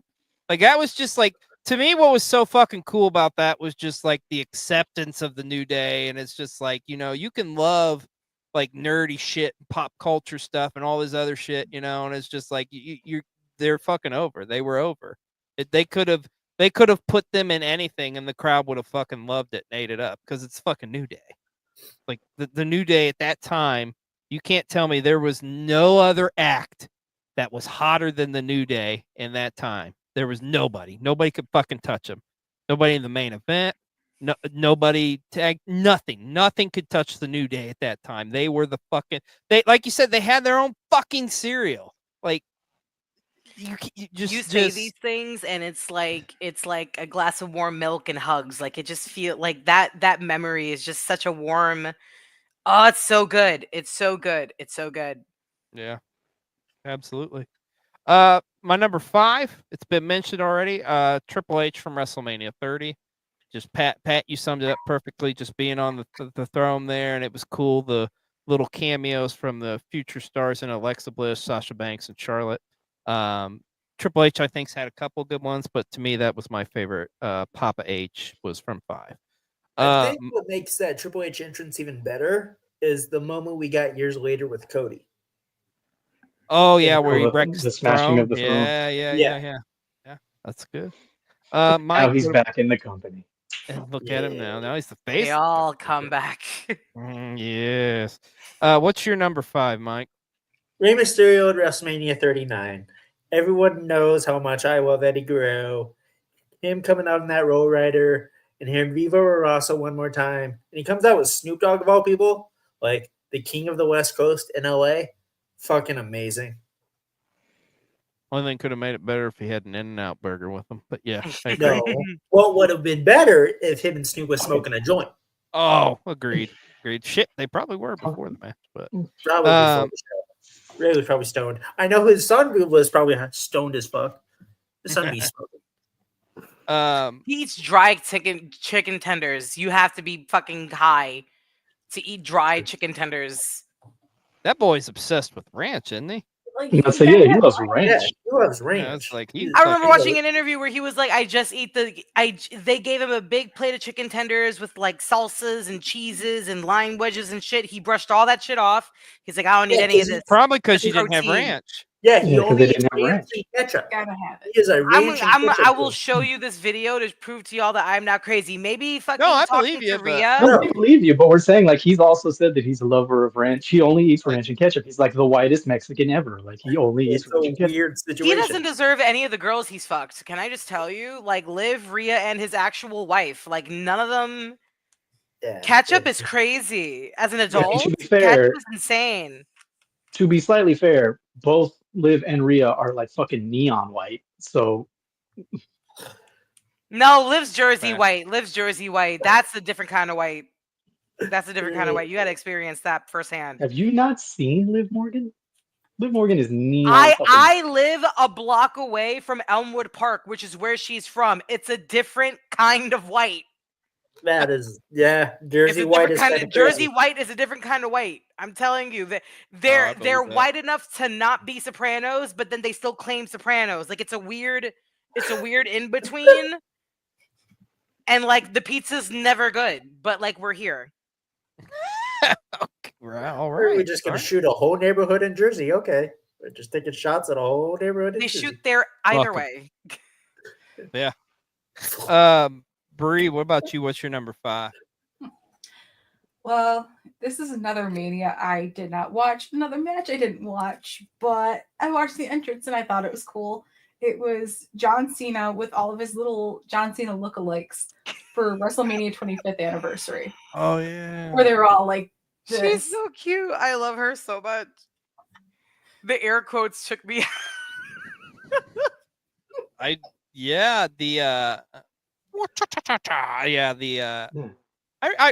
Because that's triple threat, right, Mike? Was that Yeah, Big Show and Edge? Yeah. Big Show and Edge.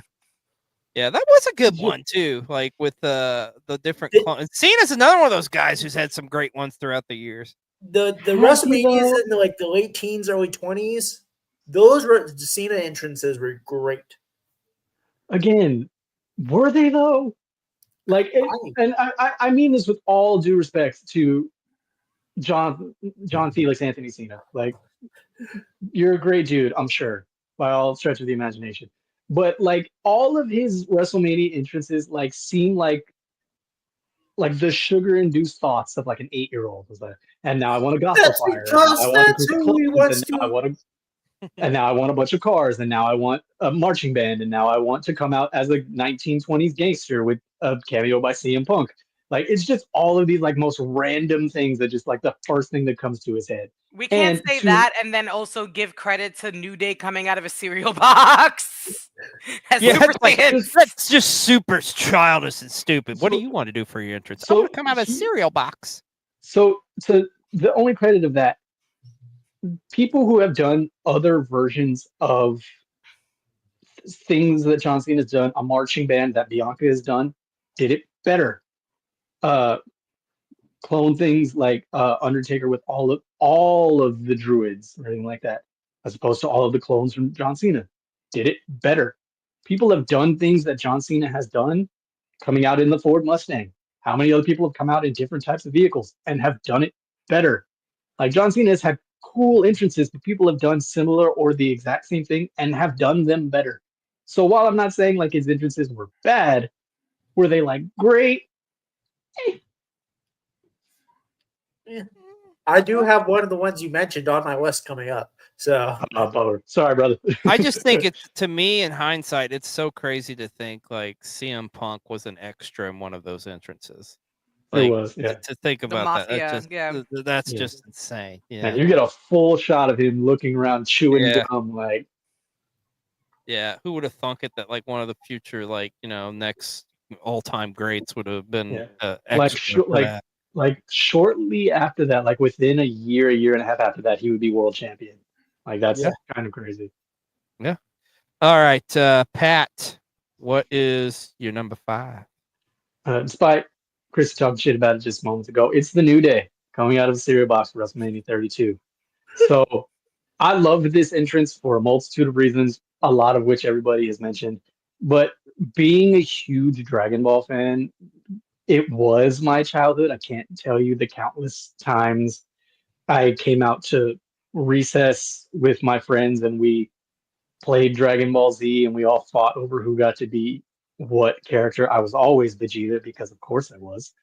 Um, yeah, and again, the attention to detail. Woods coming out with the tail attached to his gear, and he did the hair up like Goku, everything like that. The fact that they didn't tell anybody they were going to put on the vests. Woods has stated that like they put them on right before the entrance. They were supposed to come out just out of the cereal box, and they said that Road Dogg had looked at Woods earlier in the day and like, why'd you do your hair like that? And the Woods was just like, I just wanted to do something big for Mania, not catching on to the fact that they were going to do a Dragon Ball Z entrance. Yeah, coming out of the giant box of cereal, not only coming out of the giant box of cereal, but having literal giant pieces of Bootios falling out with them.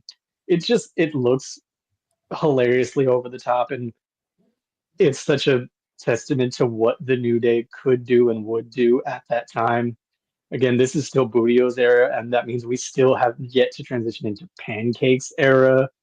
Like, I love the New Day for more than just the retrospective of wrestling. I just love all of the members of the New Day, even though Big E is a terrible person and turned on his brothers.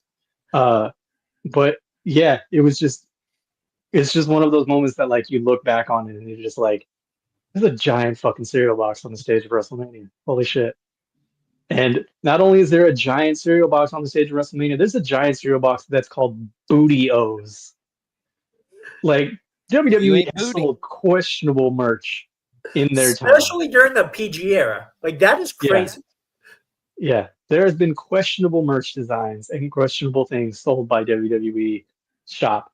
But the fact that Woods, Kof, and E managed to get cleared a cereal that was called Booty-O's and sold it in stores, and it was apparently sold out for a long time. It was a very hard cereal to get. Is fucking hilarious to me. I wish in that time I would have bought some, but then I learned what kind of cereal it was, and I was like, nah, fuck that. But then again, I thought about it, and I was like, I wasn't going to eat it anyway. It was going to be a display item, but still, it's such a good entrance, man. I love it, and I love the New Day. Again, it's such a tragedy where they are now, but, you know, Big E had to go and do what he had to do, so. Yeah, get his neck broken. Selfish bastard. Chrissy, what about you? What's your number 5? So for these next two, 5 and 4, I had to confirm that they counted, and according to the WWE archives, they do count as entrances. My number 5 is Seth Rollins cashing in at Mania 31. Ooh. Okay. We want to talk about fucking long ass ramps. That run that he did from the top of the ramp to the ring would kill 80 normal human beings. I want to go down that ramp in my wheelchair. Like, I really do. You would hit what's the 92 point whatever gigawatts for like Back to the Future? Like, he's gonna hit a certain point and then 88 miles an hour.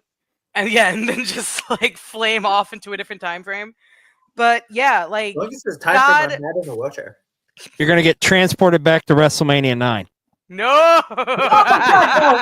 Forced to watch The Undertaker versus John. That's fine, because I'm not in a wheelchair in 93, so that works. Oh, okay. The prices we pay, right? Yeah. Sure. You But don't yeah, have to like, be in a wheelchair, but you got to watch Giant Gonzalez and Undertaker. Oh god. Pick your poison. He's like, give me the chair, honestly. Just give me the chair. Actually, at that point, yeah. But yeah, man, like that was 1.21 gigawatts. That was an Thank you, Bear. entire horrible time in wrestling of just Roman Reigns and Brock Lesnar again.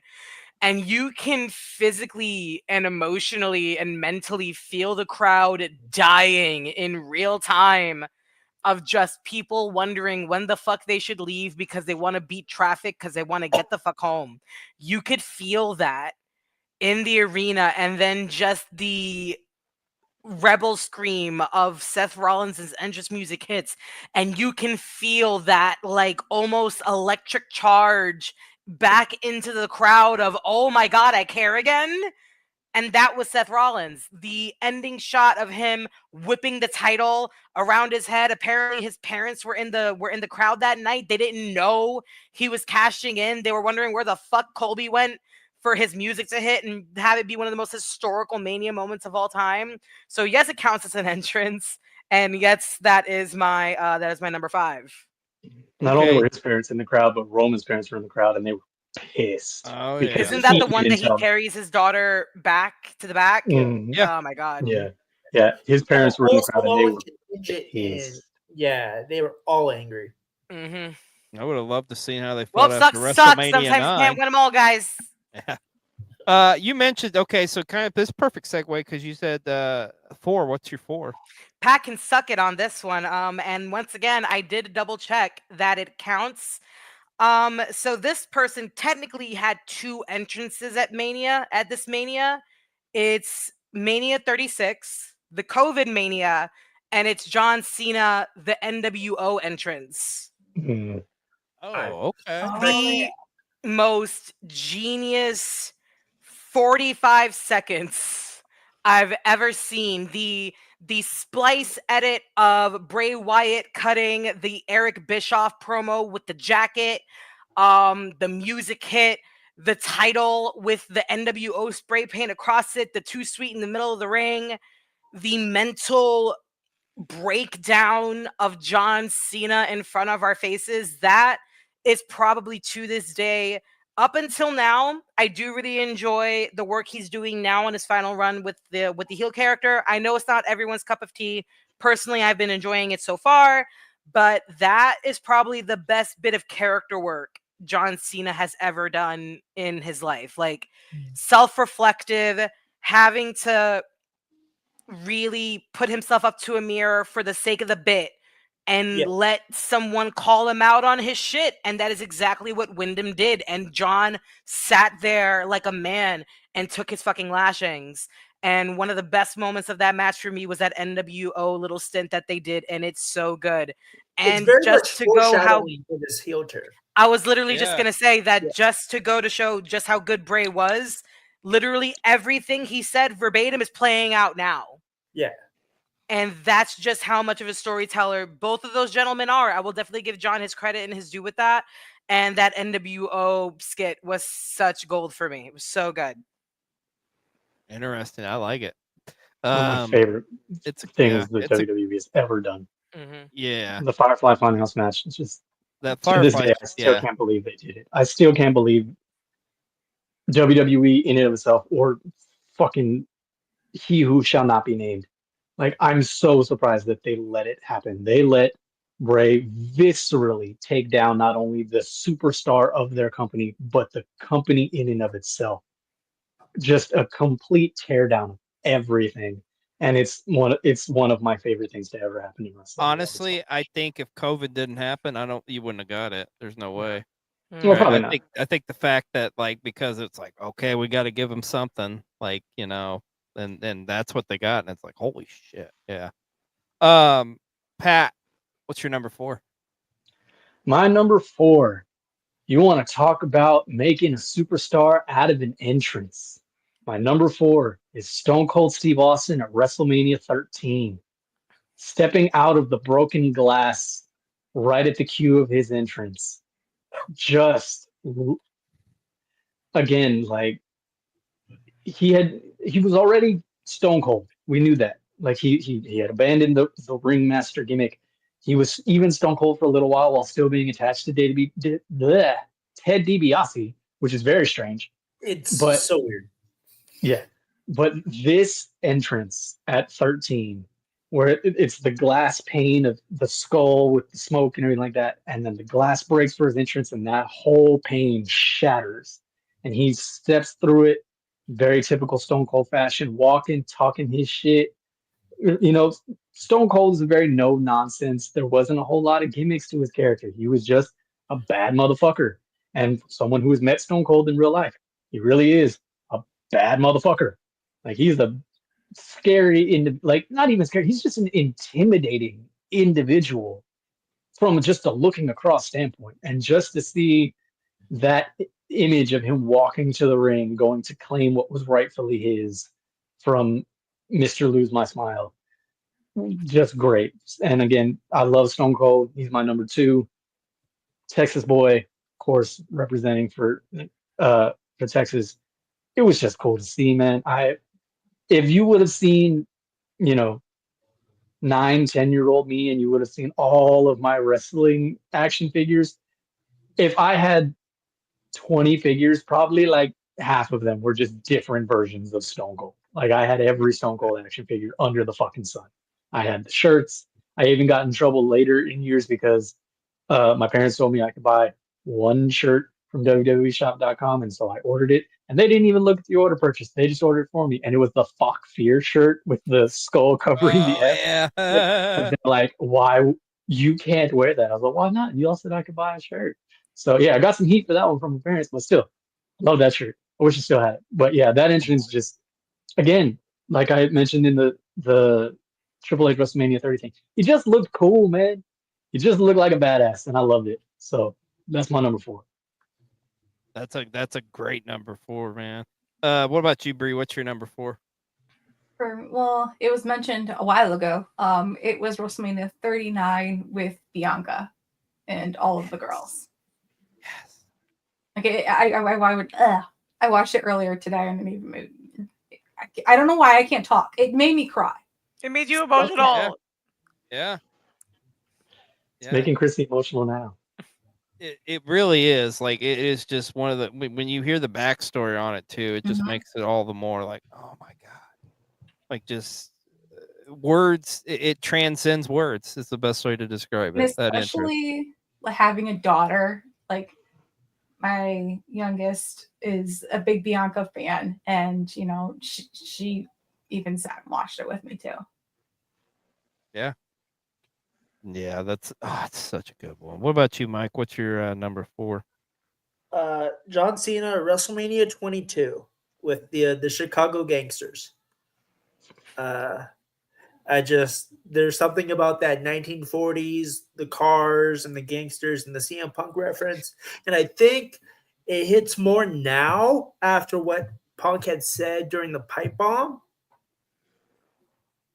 And him referencing that WrestleMania 22 entrance and him having to sit in the background as John Cena was being John Cena.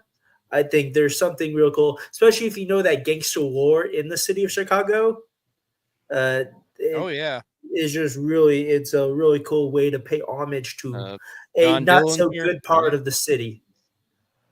Oh yeah, absolutely. You look in the late 20s and the 30s. I mean, the John Dillinger was almost heralded as like a hero, really. Yeah, crazy to think. But yeah. So for my number 4, this is one that hasn't been mentioned yet. You look at this and it's just like the aura of it. You have visuals, you can see it, you can instantly like see it in your mind.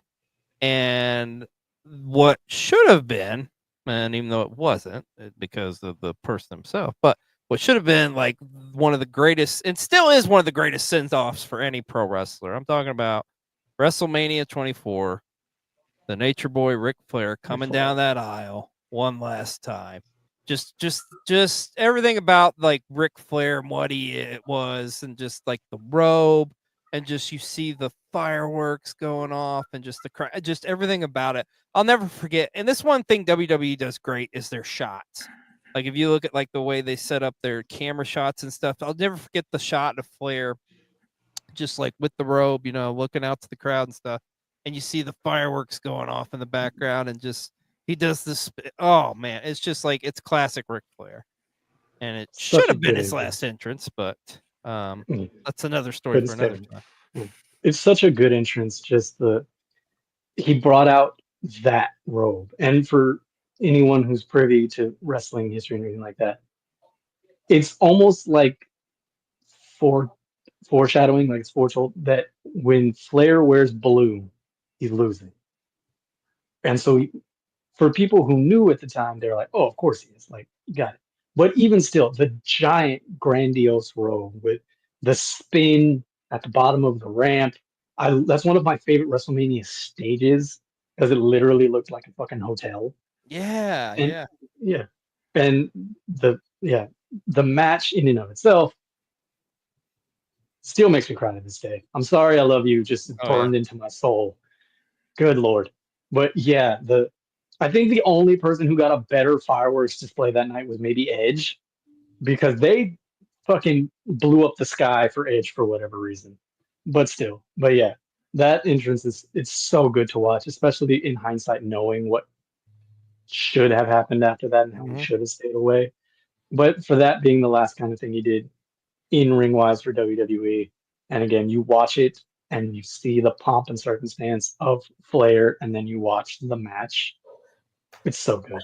You can't ask for one better. I mean, Mm. yeah. So that was my number 4. Now my number 3, we have not talked about this one either, but we have talked about this man, and like to me, he didn't need much because all you had to do was see the man. The glass breaks, you know what the fuck's going down. I'm talking about Stone Cold Steve Austin's entrance from WrestleMania 17. That fucking Texas crowd goes ballistic.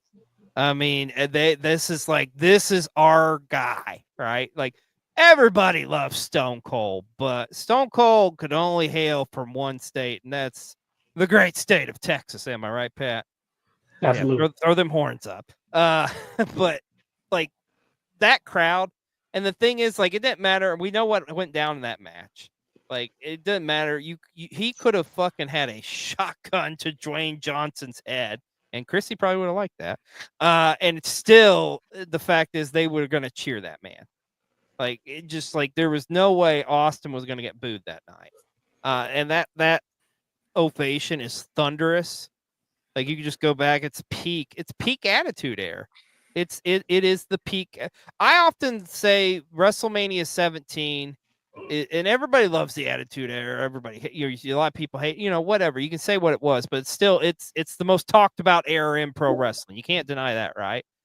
But to me, WrestleMania 17, I think why everybody loves it so much, because I look at it as it's really kind of the culmination of the Attitude Era is WrestleMania 17. You think about it, because a week prior or whatever, they bought WCW out, and then you get like the final, like, even though they would have more matches, but still kind of like the last real kind of like Rock Austin, kind of like, just because now we're going these different directions. Now we're going to put Austin as a heel and stuff. But was that the My Way promo?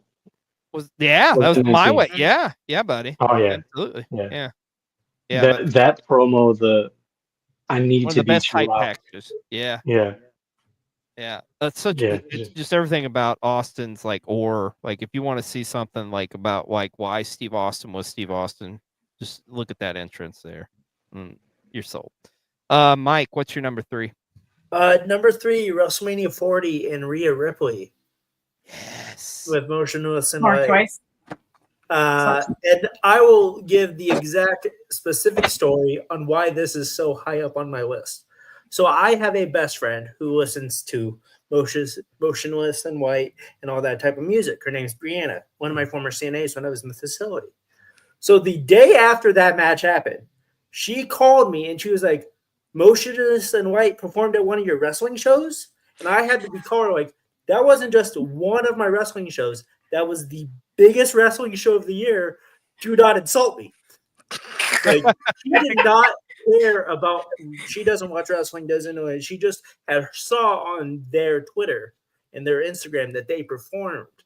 I was like, yes, and they performed for one of the best female wrestlers in the company. So I can just imagine her calling you like, "Oh my God, MJ, I heard that Motionless in White performed at like one of your little like WrestleCons. Yeah, that's so cool for you. I'm so glad that like you're getting like exposure. Yeah, and you're like, it's the wrestling show. Yeah, no.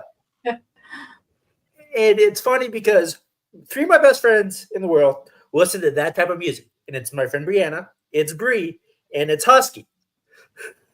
It's me also. And 4. Really? 4? God, yeah. You can throw me 5 in there with too. Me. Okay, fine. Everyone listens to that kind of music. I'm an acquaintance, MJ. It's fine. You can say it on camera. I didn't know what kind of music you listen to. We have not talked about music. So, we'll have to do that one day. That's also true. That's also true. I'll give you that. Fine. I don't listen to that kind of music. I'm more of a hip hop and R&B fan. So I don't know who this band is except for they sing for Rhea Ripley. She But- also listens to bands like Ice Nine Kills, and that's a weird ass Good name. one. Great They band. do have a Thank you. good, solid Halloween themed album. They have 2 good solid Halloween themed albums. Oh yeah. That's also true. The Silver Scream 1 and 2. I need friends. I'll send you links, MJ. I'll send you links. It's good shit, pal. It's You'd good like shit. it. Breigh, what about you? What's your number 3? I don't think this has been talked about yet. Another one from 38. Cody's big return. The Cody Vader. Mm-hmm. I have. So I'm not gonna. Yeah, I have thoughts. I'm gonna save because it's. Yeah, I'm not gonna reveal, but yes, I have my thoughts. It's a great entrance. The return was great. The pop was great. Seth sold it great with the laugh. Everything. It was, I think, like one of the worst kept secrets, other than Punk coming back in 2019 or whenever he came back. Yeah. I think my only thing that I have any kind of qualms about that entrance, and it's not even the entrance of itself. It has to do with Cody's theme. The wrestling has more than one royal family thing. Like, I feel like if that wasn't there and it just his music hit, I feel like it would have created a bigger pop. Just because you get that that little quote in the beginning while the crowd is still dark, the lights are still off, and then people start to kind of like, oh, we know who it is. I feel like the music just would have kicked in, and then the lights came up, it would have created a bigger pop. But again, it being what it was, him being who he was, the as Corey Graves so eloquently called him, the prodigal son returning to WWE. It was huge. It was a great moment. But yeah, it was good.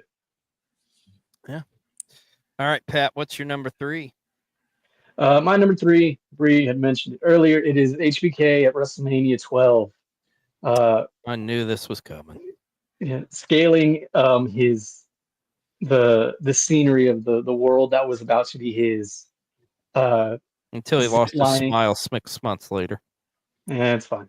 Sorry. At least he was still Don't able talk to about wrestle. that. At least he was still able to wrestle deep into the 2000s. Anyway, yeah, just Fuck Bill Goldberg. Yes, that is also true. But yeah, dressed to the nines, overseeing the entire crowd. Vince giving the great commentary while he's coming down. Oh my God, like all of that. It does kind of slightly lose its luster when you go back and watch the whole thing, because he does just kind of like slowly descend into the crowd and then has to, come over the barricade and everything like that. But again, when you think of iconic WrestleMania entrances and something that's put in almost every fucking WrestleMania promo package ever, it's that entrance. And it's so good, man. Again, Jeremy was standing. It's a very, very fond memory moment. The less said about the match, the better, because as I've stated, and again, HBK being one of my favorite wrestlers of all time, the match is ass. Boring as shit. I'm not going to say the wrong man won because they did. But yeah, it's a great entrance, and I hold it near and dear to me. So that's my number 3. Also, another Texas boy. Shout out. There you go. Christy, what about you? What's your number 3?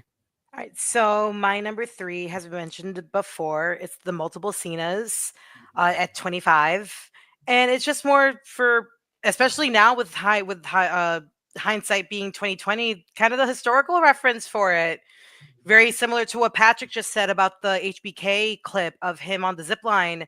That shot of Cena running down the ramp, flanked by Cena's, has also been used in almost every other video package, every other entrance package. It was originally in that Marvel style package that they had before they switched it over to what they have now. John Cena is going to go down to as being one of the best to ever do it. John Cena is going to be the next generation's Mount Rushmore for sure. And in the analogs of history, when they talk about John Cena, that image, that still image of him in a sea of thousands of himself amongst millions watching at home, that little clip, that little second in time is definitely burned into people's brains. So that's why that's my number 3. Nice. All right, keep it with you, Christy. What's your number 2? Number 2, just because I want to piss certain people off, some people off, who knows? It's 29 again, and it's In Living Color playing Punk Out to Cult of Personality. I forgot about that. People forget it's Paul Heyman coming down with the urn. Mm-hmm. It's the Second City Saint shirt that Punk was wearing. That was the moment in time that merch was running. That is probably to this day my favorite Punk shirt that I have not been able to get my hands on. That, again, music plays an incredibly big part to these entrances. And man, Cult of Personality has become so associated with Punk that he took it with him to the UFC. Cult of Personality has become so associated with Punk to the point where he's now using the newer version of the song that not everyone likes because it's just the audio, but he's using that version because that version, the royalties belong to In Living Color, so they'll get paid more. Like, that's how much that song means to Punk. And Punk never really got his just due. I am one of those people where I was a summer of Punk person. I am not a Phil Brooks apologist. Do I agree with everything he does? No, but man, once again, when Punk was hot, he was hot. He was undeniable. He kind of still is undeniable. And just to have a song associated with you so much that the band allows you to have it follow you, I'm honestly very sure that what In Living Color is for Punk, Motionless in White is going to be for Rhea. I really don't think that anyone else is going to be touching Rhea's theme music besides Motionless in White. I'll be very, very surprised if they had anyone else do Rhea's music, very similar to how only Motorhead did Hunter's themes. And ever since Lenny's passed, Hunter hasn't had a new theme.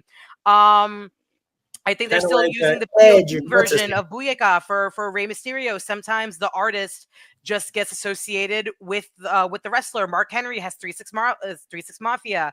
Trish Stratus has Little Kim, and it just keeps going and going and going. And I think In Living Color is probably one of my favorite, if not the best, example of a song being attached to a performer, because they've literally melded so much together that they're seamless. Like, I've gone to bars where not a one person knows about wrestling. Cult of Personality hits and someone throws up the X somewhere. And that's cultural significance, and not everyone has that. So that's my personal favorite for number 2. That's a good one. Yeah, like I've always, In Living Color, they are such a tremendous band, man. They're so fucking talented. Like and Punk too. I think it's actually I don't know if anybody's seen it yet, but I've seen some clips of recently. He was on Sheamus's. Yeah. Oh, talking about the workout. song, yeah. I just He was watched talking. that. He was talking about the song. He was talking about like how he played it when he was like in Little League. They played it. I thought it was fascinating. I learned too. He first discovered In Living Color from like a Rolling Stones pay-per-view concert that his parents Yeah. bought. How Mhm. crazy is that? Yeah, because they were the opening act. Yeah, they were the opening act for the Rolling Stones. Yeah, it's wild, man. Their third retirement tour in '89. God, they had so many. Who knows? They're still He on makes retirement. that joke. Pat, what about you, buddy? What's your number 2? So, real quick, let me grab this while I talk about this. God, Oh Lord, there's props. Oh, So, is he taking his shirt off? you just messed no, I'm not taking my shirt for this one. So, this entrance has already been talked about, but it has a huge personal significance to me. And I'm just going to bring this up and you'll instantly know what I'm talking about. Behind this blanket right here is all of my son's wrestling action figures. They are open, played with. Some of them are missing limbs, all of those things. Many of them were gifts for birthdays, Christmases, things like that. They were given, I believe, 2-ish years ago, maybe 3. They were given a box of wrestling action figures for them to play with and everything like that. This was in there. I immediately took it out of the box and told them it doesn't go. So the entire time, this stays in the box. And my number 2 is The Fiend at WrestleMania 37. So, I know me and Christy have spoken about this. We have spoken about it at nauseum, almost to the point that I'm sure she's annoyed. But Breigh played a huge significance to me throughout his entirety of wrestling. I was a huge Bray Wyatt fan from the get-go. And when he introduced the Fiend character, it took on a whole new life for me, because from someone who, especially in that time, was struggling a lot with their mental health, seeing the switch from quote unquote Mr. Rogers Bray to the Fiend, being able to have to go to that dark place, meant a lot to me, because I was doing almost the exact opposite. I was home in this very, very dark place. I was very, very much in a not very, very good place. But then I would have to go out in public and be the smiling, happy, conversationalist person that I would have to portray. And so seeing that character changed so much for me. And seeing Bray be able to be successful with that character in a day where gimmick characters aren't really a thing as much anymore in wrestling, but Bray being just the genius that he was able to not only bring the character to life, but make it convincing. People genuinely feared the Fiend.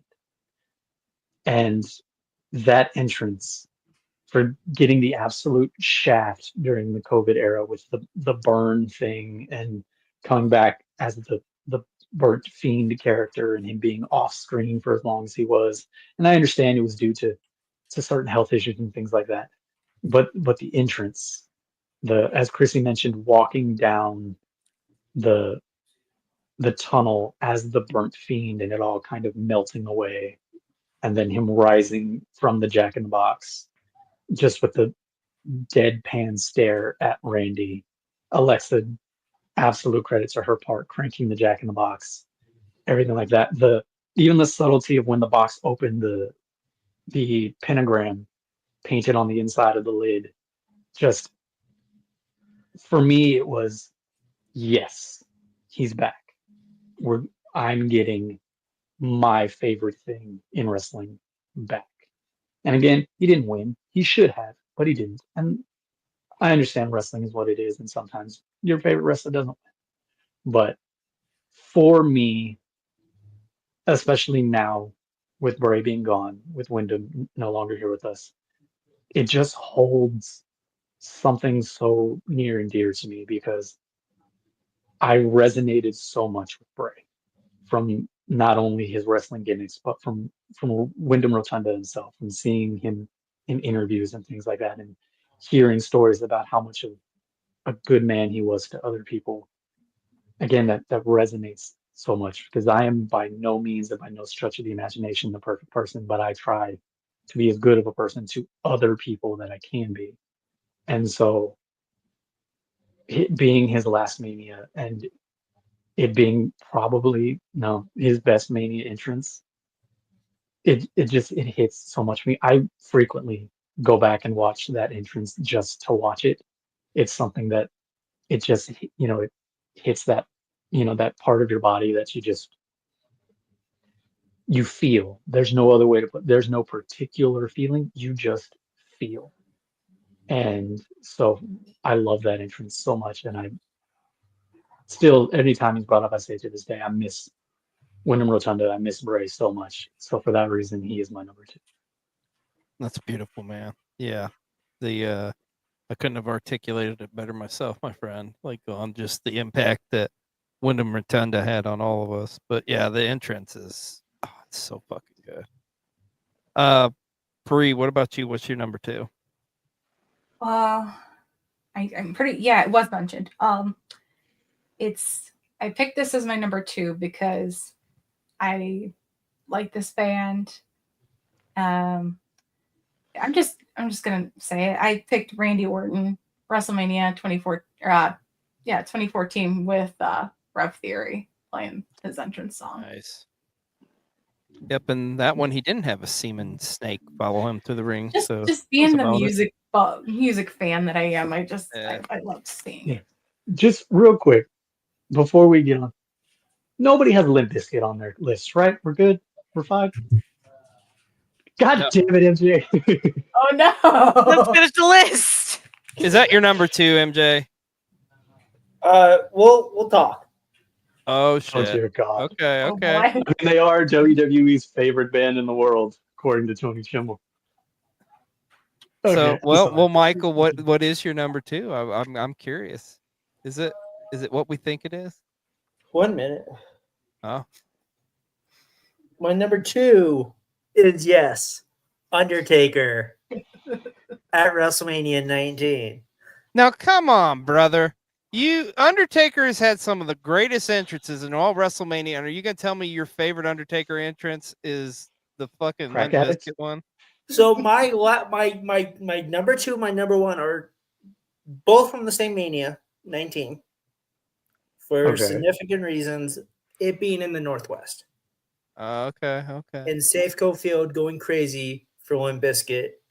And yes, for some reason, from 2001 to 2003, Limp Bizkit being that company's favorite fucking band.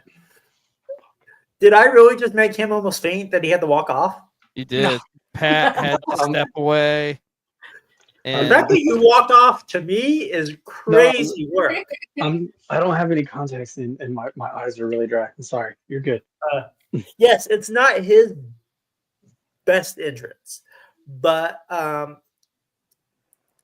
it being in Seattle, the song "Rollin'" meaning a lot to me because it is a song that I have taken and used for my gimmick I was waiting for it. quite often. Yeah, I've done some things with that gimmick that almost got me suspended from school with that song.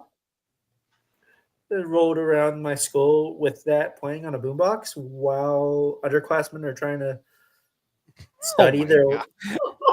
After You I just need graduated, Tony Schimmel to come introduce They you. literally just needed to And- put a bike lock on your wheel, and they would have been fine. yeah, Oh God. that's hilarious. But yes, I do have that as my Okay. number 2. Well, You know what?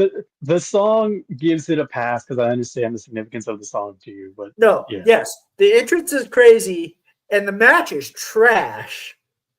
It's probably it's his second worst streak match. Number 1 is Giant Gonzalez, but that Mhm. handicap That's match saying with something. fucking A-Train and Big Show, Agree that with is a that. garbage it's match. supposed to be fucking Nathan Jones as his partner. Nathan Jones was so green he couldn't even. Yeah. He came out and threw one kick. Yeah.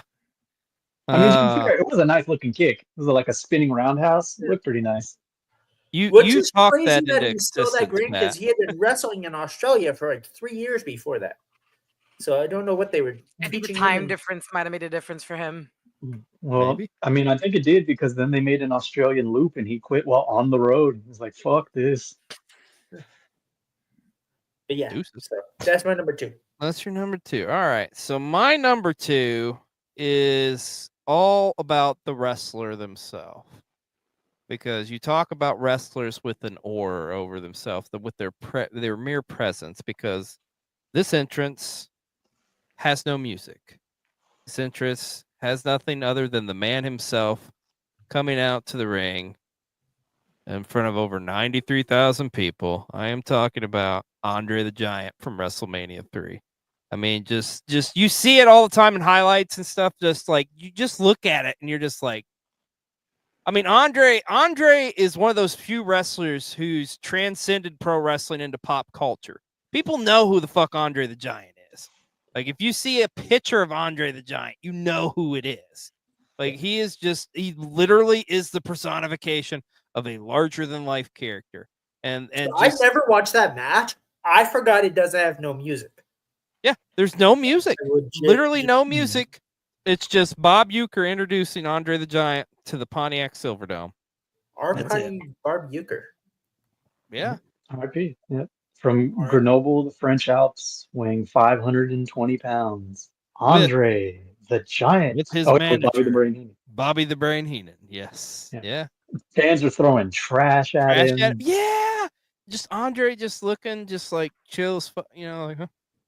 I'm here You to do occasionally business. see him like lean and talk to Bobby, like, and I'm sure he's like, "What the fuck, man? Why are they throwing shit at me?" It's like you wouldn't do that up front to me. I'd fuck your shit up. But I mean that just, oh my god, just everything about that Andre. Just look at the stoic look on his face and just the crowd and just everything about it. Like it. If you was to ask me to like to define WrestleMania like in one image or something, I would almost go with that. So that is why it's my number 2. But here we are. We're down to the finals. The number 1, our favorite WrestleMania entrances of all time.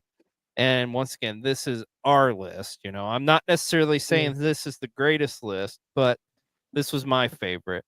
And I'm going to explain why. And it was mentioned earlier. My number 1 of all time is Cody Rhodes' WrestleMania 38.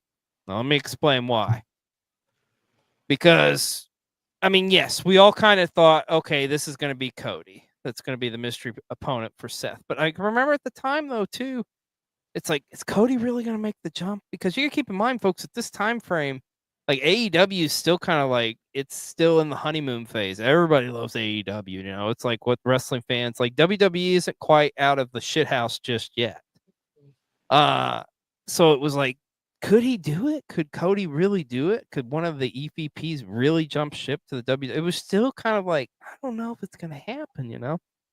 And then when those lyrics hit, which Pat, I see what you're saying, my friend, but honestly, I feel like I think it was important to have those words at the beginning because people realized who it was. And not only that, this is my biggest takeaway from it. It was Cody Rhodes. It wasn't fucking anything. It wasn't like, let's repackage him. Let's do something. Like they were accepting Cody Rhodes for what he had done prior, like after he left WWE. It was the whole presentation. The American Nightmare. It was the American Cody Nightmare. Rhodes. They had signed and brought in the American Nightmare. And that's the thing. That's the first time it was done because they've fucking brought back other people or they've brought in people who you know and they send them to NXT or repackage them, do whatever, you know. But this was the first time really where it was like, holy shit, okay, Vince is actually realizing like the importance of what Cody had done and wasn't going to like stray away from it or not talk about it, you know. Like this is it. It's Cody Rhodes. It's the American Nightmare. And to me, that was always what the coolest takeaway for me is like, I was so blown away that the presentation of it is like, holy shit, they haven't changed anything. This is fucking Cody Rhodes. It is fucking the same Cody Rhodes who I saw like 3 months ago, like fucking go up against Sammy Guevara in like a crazy ass ladder match or something. You know, there's the same Cody Rhodes who's been in AEW. This is the same Cody Rhodes who run the Ring of Honor Championship. The same Cody Rhodes who was in New Japan, where he got the moniker the American Nightmare. Like nothing had changed about Cody Rhodes at all. And the fact that like WWE brought him in and accepted him, and look at where we are now. Cody Rhodes, you can't argue this. Like you can not like him, whatever. Cody Rhodes is the face of the WWE now. Has been for the past year. Ever since he dethroned Roman Reigns. He's the guy, right? And now you're going into this WrestleMania 41 here with Cody going up against John Cena. They turned John Cena heel for essentially to make this. I mean, think about that. John Cena has been the face, the white meat baby face of the WWE for the past 25 years. And he is now working as a heel against freaking Cody Rhodes. I mean, it's crazy. What were you going to say, Mike? I was just going to make an adamant. I don't like it when he says for the past 25 years because he debuted in 02. So let's not say the last 25 years. Okay, but you still, all right, it's a significant period of time. I know, but it just bothered me when he said that during his promo. I was like, you haven't been around since 2000. Like, that makes no sense. But I think he means also like OVW. Like day one. Not but just he was debut. a heel in OVW, which is the hilarious part. The wrestling encyclopedia over here. It's like, no. Just No, I get it. I totally get Yeah. it, though, bro. You're right. I was gonna say he was a major heel in OVW, so wasn't even babyface. But still, though, the thing is, like, nobody has like played that in that role for that period of time as like and in a high capacity of I mean, John Cena was the fucking face of WWE for what 20 years at least. You would say.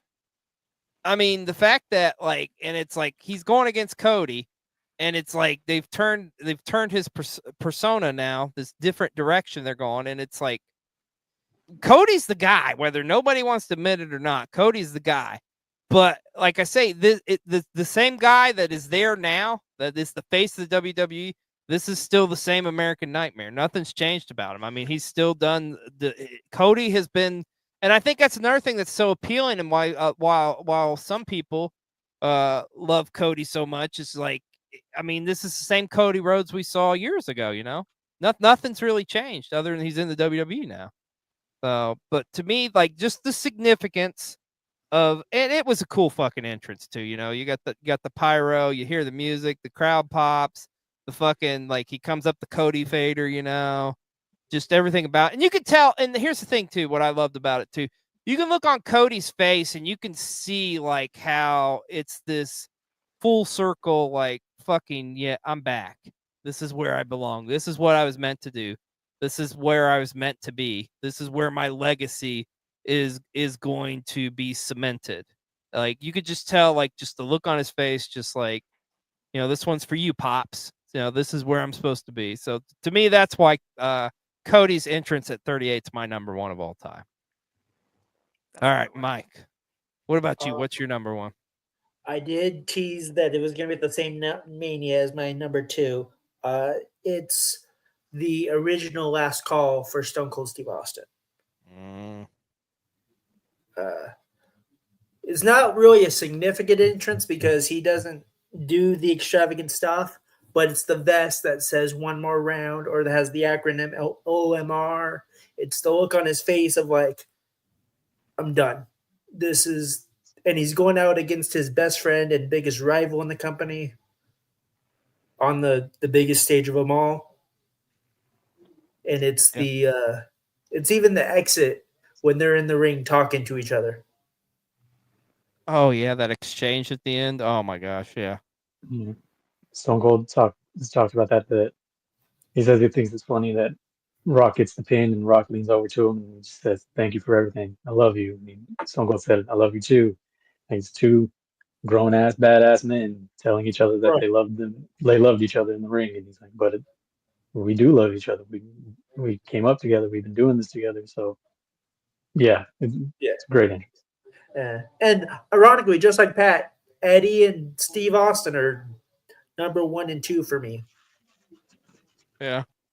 You know, one thing I love here is how like there was at least 3 different Stone Cold entrances that were mentioned, and all 3 of them were from different Manias.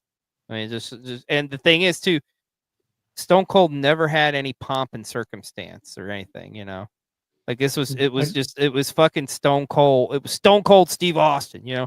Didn't need any special band. He didn't need any like, you know, theatrics or nothing. It was just like the glass breaks and he's coming down that ring to whip some ass. Like, so good. Love it. All right, Breigh, what is your number 1 WrestleMania entrance of all time? Well, it's trying to think, how do I start? Is it Giant Gonzalez from WrestleMania 9? No. No. A little predictable. I'm just gonna flat out say it's Motionless in White opening for Rhea Ripley, but it just, because I have so much love for that band and Chris Motionless, on top of the fact that I love Rhea Ripley so much, and I can't come up with the words. I just love that so much. Is that the dude's real last name? Huh? Is that his real last name? No. Okay. No. It starts with a C. His last name. Mr. and Mrs. Motionless would be wild.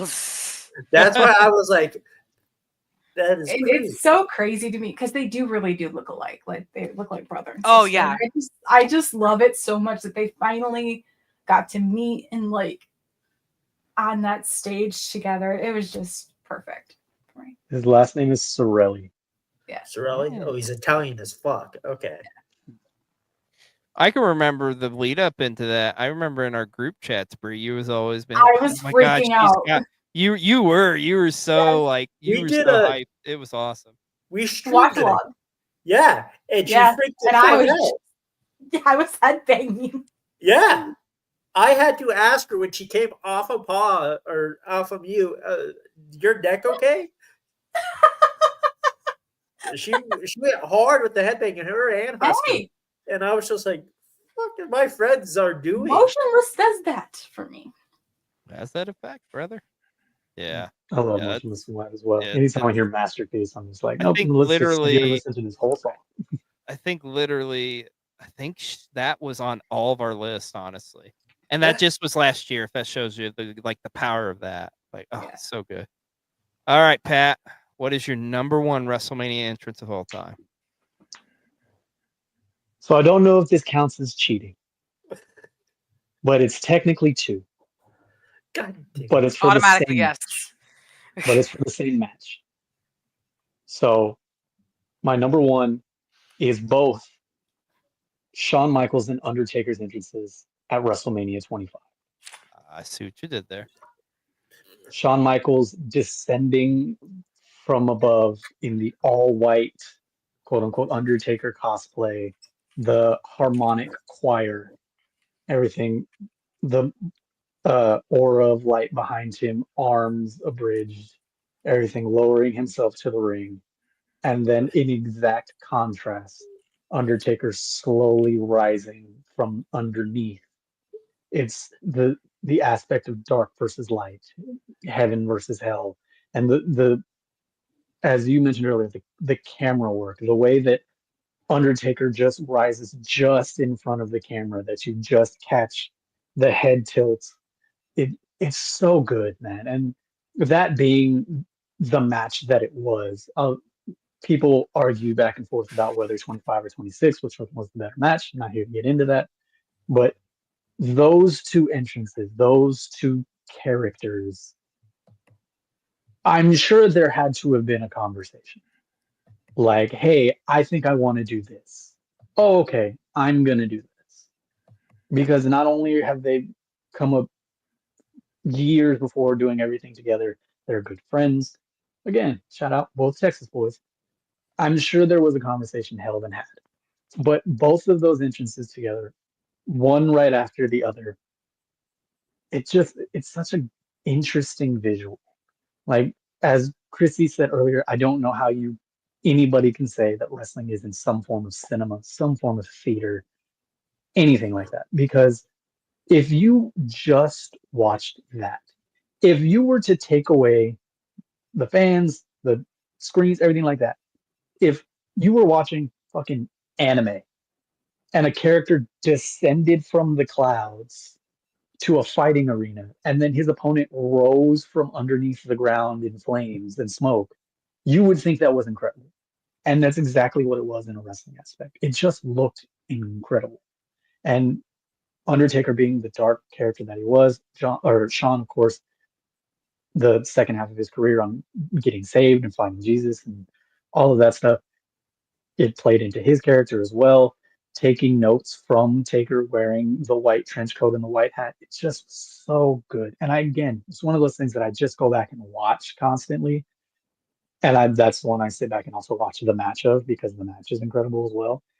But those two entrances, one right after the other, stacked on top of each other, to me,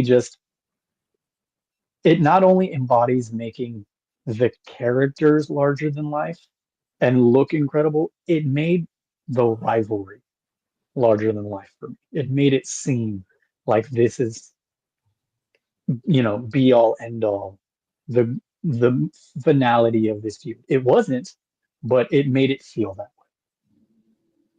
It really added a lot to the match, and the match is like one of the greatest WrestleMania matches of all time. A lot of people say it is the greatest WrestleMania match of all time, but I feel like it's almost like it's the cherry on top. It's like the whole presentation. If you And that WrestleMania notoriously not a great WrestleMania. But if you just spend 45 minutes watching anything off that WrestleMania, just watch Undertaker and Shawn from the hype package too. Because I think the hype package too, or I can't remember, well, maybe it was 26. They used the Stranger Things song. Yeah, that was Running the Up That Hill. 26. running up Yeah. that hill. But Incredible still, though, video package. yeah, the packages and stuff, yeah, everything about it, it was fucking perfect. It was perfect down to I'm every. sorry, I had to put Shawn Michaels as my number one, dude. I just had to. I'm sorry. No, it's okay. I respect it. All right, Chrissy, what is your number one WrestleMania entrance of all time? Oh, baby, you can't hate me more than I hate myself. Wrestling really brings people together in stupid ways, like ridiculous ways. Like we all met on a fucking clock app and we're here right now, and y'all are legitimately some of my favorite people. Pat, I've adopted him out of the shelter that I found him, and he's now become my best friend. And so much so the best friend to where we have the same fucking number one. And I'm sick and I'm tired of being sick and fucking tired of him stealing my fucking thunder every fucking time. It's always the same fucking picks. I legitimately have to change my list and we still match anyway. It gets old. It gets really old.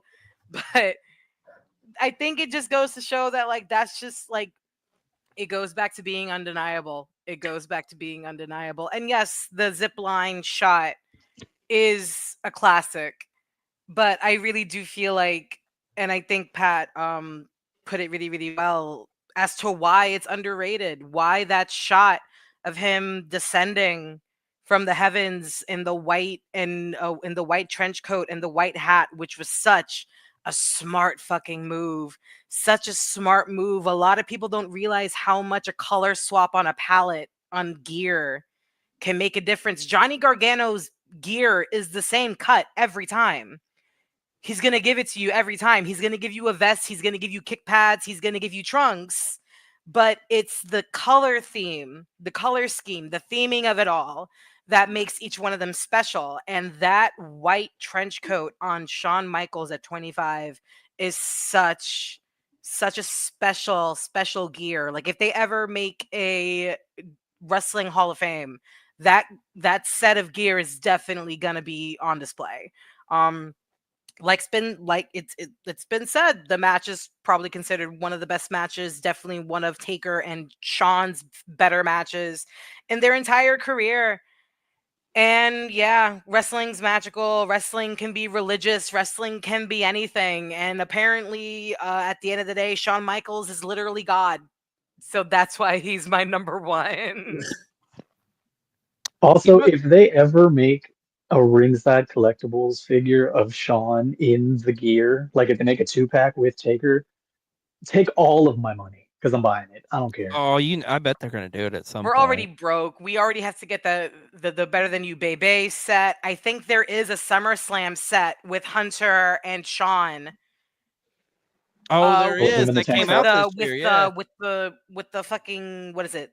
the wife beater with the Yes, Philippians or with the whatever. biblical quote. That MJ so eloquently put too low on his list and Joe roasted him for it. Oh yeah, that's right. I remember. Oh, don't think I forgot, buddy. You got played by Joe. We want to talk about He said hot take absolutely wrestling. not. But yeah, that's my number one. Oh, that's awesome. Well, everybody's list tonight was incredible. Like all across the board. And that's the thing, like with WrestleMania, is just like you are going to literally get to see the best presentation of any wrestling product all year. It because that's the thing. We're to the point now where WrestleMania, it truly has transcended pop culture. It's like it's neck. I don't care what anybody says. Like it is up there. You've got, for God's sakes, you have cities that are bidding to host WrestleMania years out. Like, I mean, it's up there with the Super Bowl. I don't care what anybody says. Like Definitely. that's how huge this has become. And like the WrestleMania entrance, you know, if you're competing on the Showcase of Immortals, you got to bring it, man. And I can't wait to see what's going to happen this year. I'm sure we're going to like have even more entrances that we're going to be talking about for years to come as well.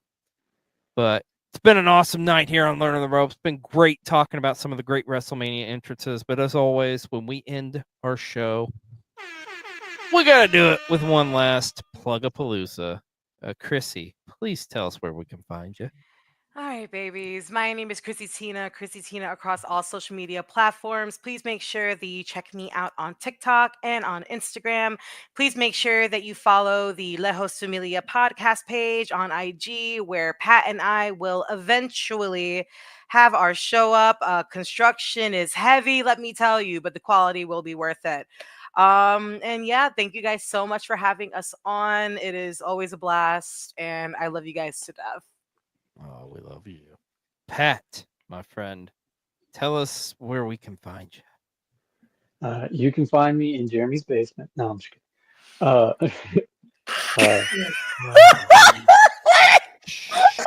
That's only on Tuesday. Oh god. Okay. Anyway, guys and girls, girls and guys, you have now tuned in to the one who is wise. I am Patrick, aka Pat the Wise Man. You can follow me on TikTok at Pat the Wise Man with underscores in between each letters or in between each words. Forgive me. Why does PA work? He brings a good point. Pat, it is the close of the show. I mean, you know. No. Make them follow the podcast page. We gotta hit a certain number if we just giving out the goodies for free. No. Look, I tell you what, Christy, how many do we have currently on the familiar? Not enough. Lejos If we Familia get page? to 1,000 followers on the Lejos Familia Okay, podcast page. let's not over exaggerate. So let's say by the next time you have me on, God Jeremy. damn it. By the next time you have me on, Jeremy, if you can get the page to 500 followers, I will do the entire broadcast without a shirt. Oh, challenge accepted. All right, let's make it happen, people. So please go follow the Lejos Familia podcast Instagram page. As Chrissy said, we are under construction. Life has been lifing the fuck out of both of us, but it is coming soon. It's going to be a lot of great content. You can follow me on TikTok, where I make wrestling videos, sneaker content if you're into that. And a lot of the times I just roast dumb people on the internet, and it's a lot of fun. So if you're into that, go ahead and check me out. As we mentioned at the top of the broadcast, you can head over to runtheropes.shop, cop yourself some merch of mine or Chrissy's. Use the code Wiseman15 or HighBabies15 for 15% off. Free shipping on t-shirts. There's also hoodies. What else with flags, hats, all kinds of stuff. You know, there's even a shirt with my face on. So if you want to walk around with advertise me as your favorite internet personality, do that, and then send me a picture and I'll post it to my socials. And don't worry, Jeremy, we're working on that Wise Man cock ring for you. As soon as we get the merch out, I'll let you know as soon as we can. As soon as we can. What about the calendar? Yeah, the title of the calendar is going to be "He May Be an Asshole, but He's Your Asshole," and then just monthly pictures of Patrick. I didn't sign up for this. I don't know. Why do you think I took that? I took that vial of blood. That wasn't just because. I was sleeping. That hurt. I'll take a dozen. Oh no, Breigh! Jeremy, it's always a pleasure. MJ, of course, Breigh. Great to see you as well, darling. It's always great to be on, man. And anytime you want or need a guest spot, feel free to reach out and I'll be there. Hell yeah. I'm sorry, Breigh. Breigh, our tribal queen, our sweet tribal queen. Tell us where we can find you. Sweet tribal queen. Okay. No, you can find me on TikTok under Tribal Queen Breigh, Instagram Breigh.stout. You can find me here for the Tribal Queen tidbit of the week on PW60, where I talk about my love for Austin Theory. And can I say something? I am shocked that Theory's WrestleMania 39 entrance wasn't on your list. I really thought that you were going to have him. No, I tried not to be too biased. His WrestleMania victory is better than the entrance. Has he had a victory at Mania? They beat John Cena. He beat Sean. You were on the line with me. I legit forgot about that Cena match. He erased it from his memory. You were on the line with me, but I lost my shit. You did. And I lost my shit because how the fuck is Theory win and beat Cena of all people? Fucking gross. As he should. But also, you can also find me at World Championship Wreckage with Mike and Husky, who is not here, when we do Queen's Court, where we do other people's shows, but not our own show. Yeah, that's it. We're Netflix on that bullshit. Fucking Netflix. Well, speaking of Netflix, Mike, tell us where we can find you. You can catch me here every other week. You can catch me here throwing the ropes. You can catch me on PW60 doing independent wrestling event reports. World Championship Wreckage on many shows on that. Catch me on Rivet City Radio and Off the Top Media for doing 6-man stuff for them when they need me. And then every Monday for Netflix and Raw on World Championship Wreckage. There you go. And as we mentioned at the beginning of the show, you can catch a replay of Pro Wrestling 60 from this past week here. That's available now. Next week, we'll have a brand new episode of PW60 coming to you again. Also, we got a brand new episode of The Hunt, as well as our AEW Dynasty prediction show will be coming to you. And don't forget, at the end of April into May, we have got 3 back-to-back massive weeks coming to you here on Cold TV. We've got our WrestleMania week, our Collective week, and our Squared Circle Expo week. Those will all be coming to you. And don't forget, you can go get some of our merch over at ProWrestlingTees.com. Well, that is going to wrap it up. Oh, and one more thing. Forgot to mention, our next episode of Learning the Ropes is going to be a fun one, as we're going to conclude our WrestleMania discussions, getting you ready for the showcase of Immortals. We're going to talk about a fun topic. This is another one that doesn't get nearly enough love, I think. We're going to be talking about, it's our Baker's Dozen. It's our top 13 favorite hidden gem matches. So we're going to be talking about matches that don't necessarily get talked about in the history of WrestleMania, but they are pretty damn good. So you're going to want to tune in for that one. You can see Mike over here. He's just salivating, just thinking about it. I know you've already got your list. Yeah. He's ready to rock and roll. Well, also thought it was funny, just really quick, that Chrissy so eloquently lost her shit that we had the same number one. When I talked about the cavalcade and shitstorm of a day that I've had, I didn't start making my list until like an hour and a half before the show. Oh, so the wow. fact that we still ended up having the same number one. That's amazing. Best we're friend meant to be telepathy friends. is fucking real, and sometimes it's awkward. Like it's a lot. It's a lot to deal with. You know what? I thought it was a good thing, right? You're just rude. It's incredible. I love you too. All right. Well, thank you so much for joining us here tonight on Cold TV for Learning the Ropes. And everybody have an awesome week and weekend. And we'll see you next time on another episode of Learning the Ropes. Take care. Bye.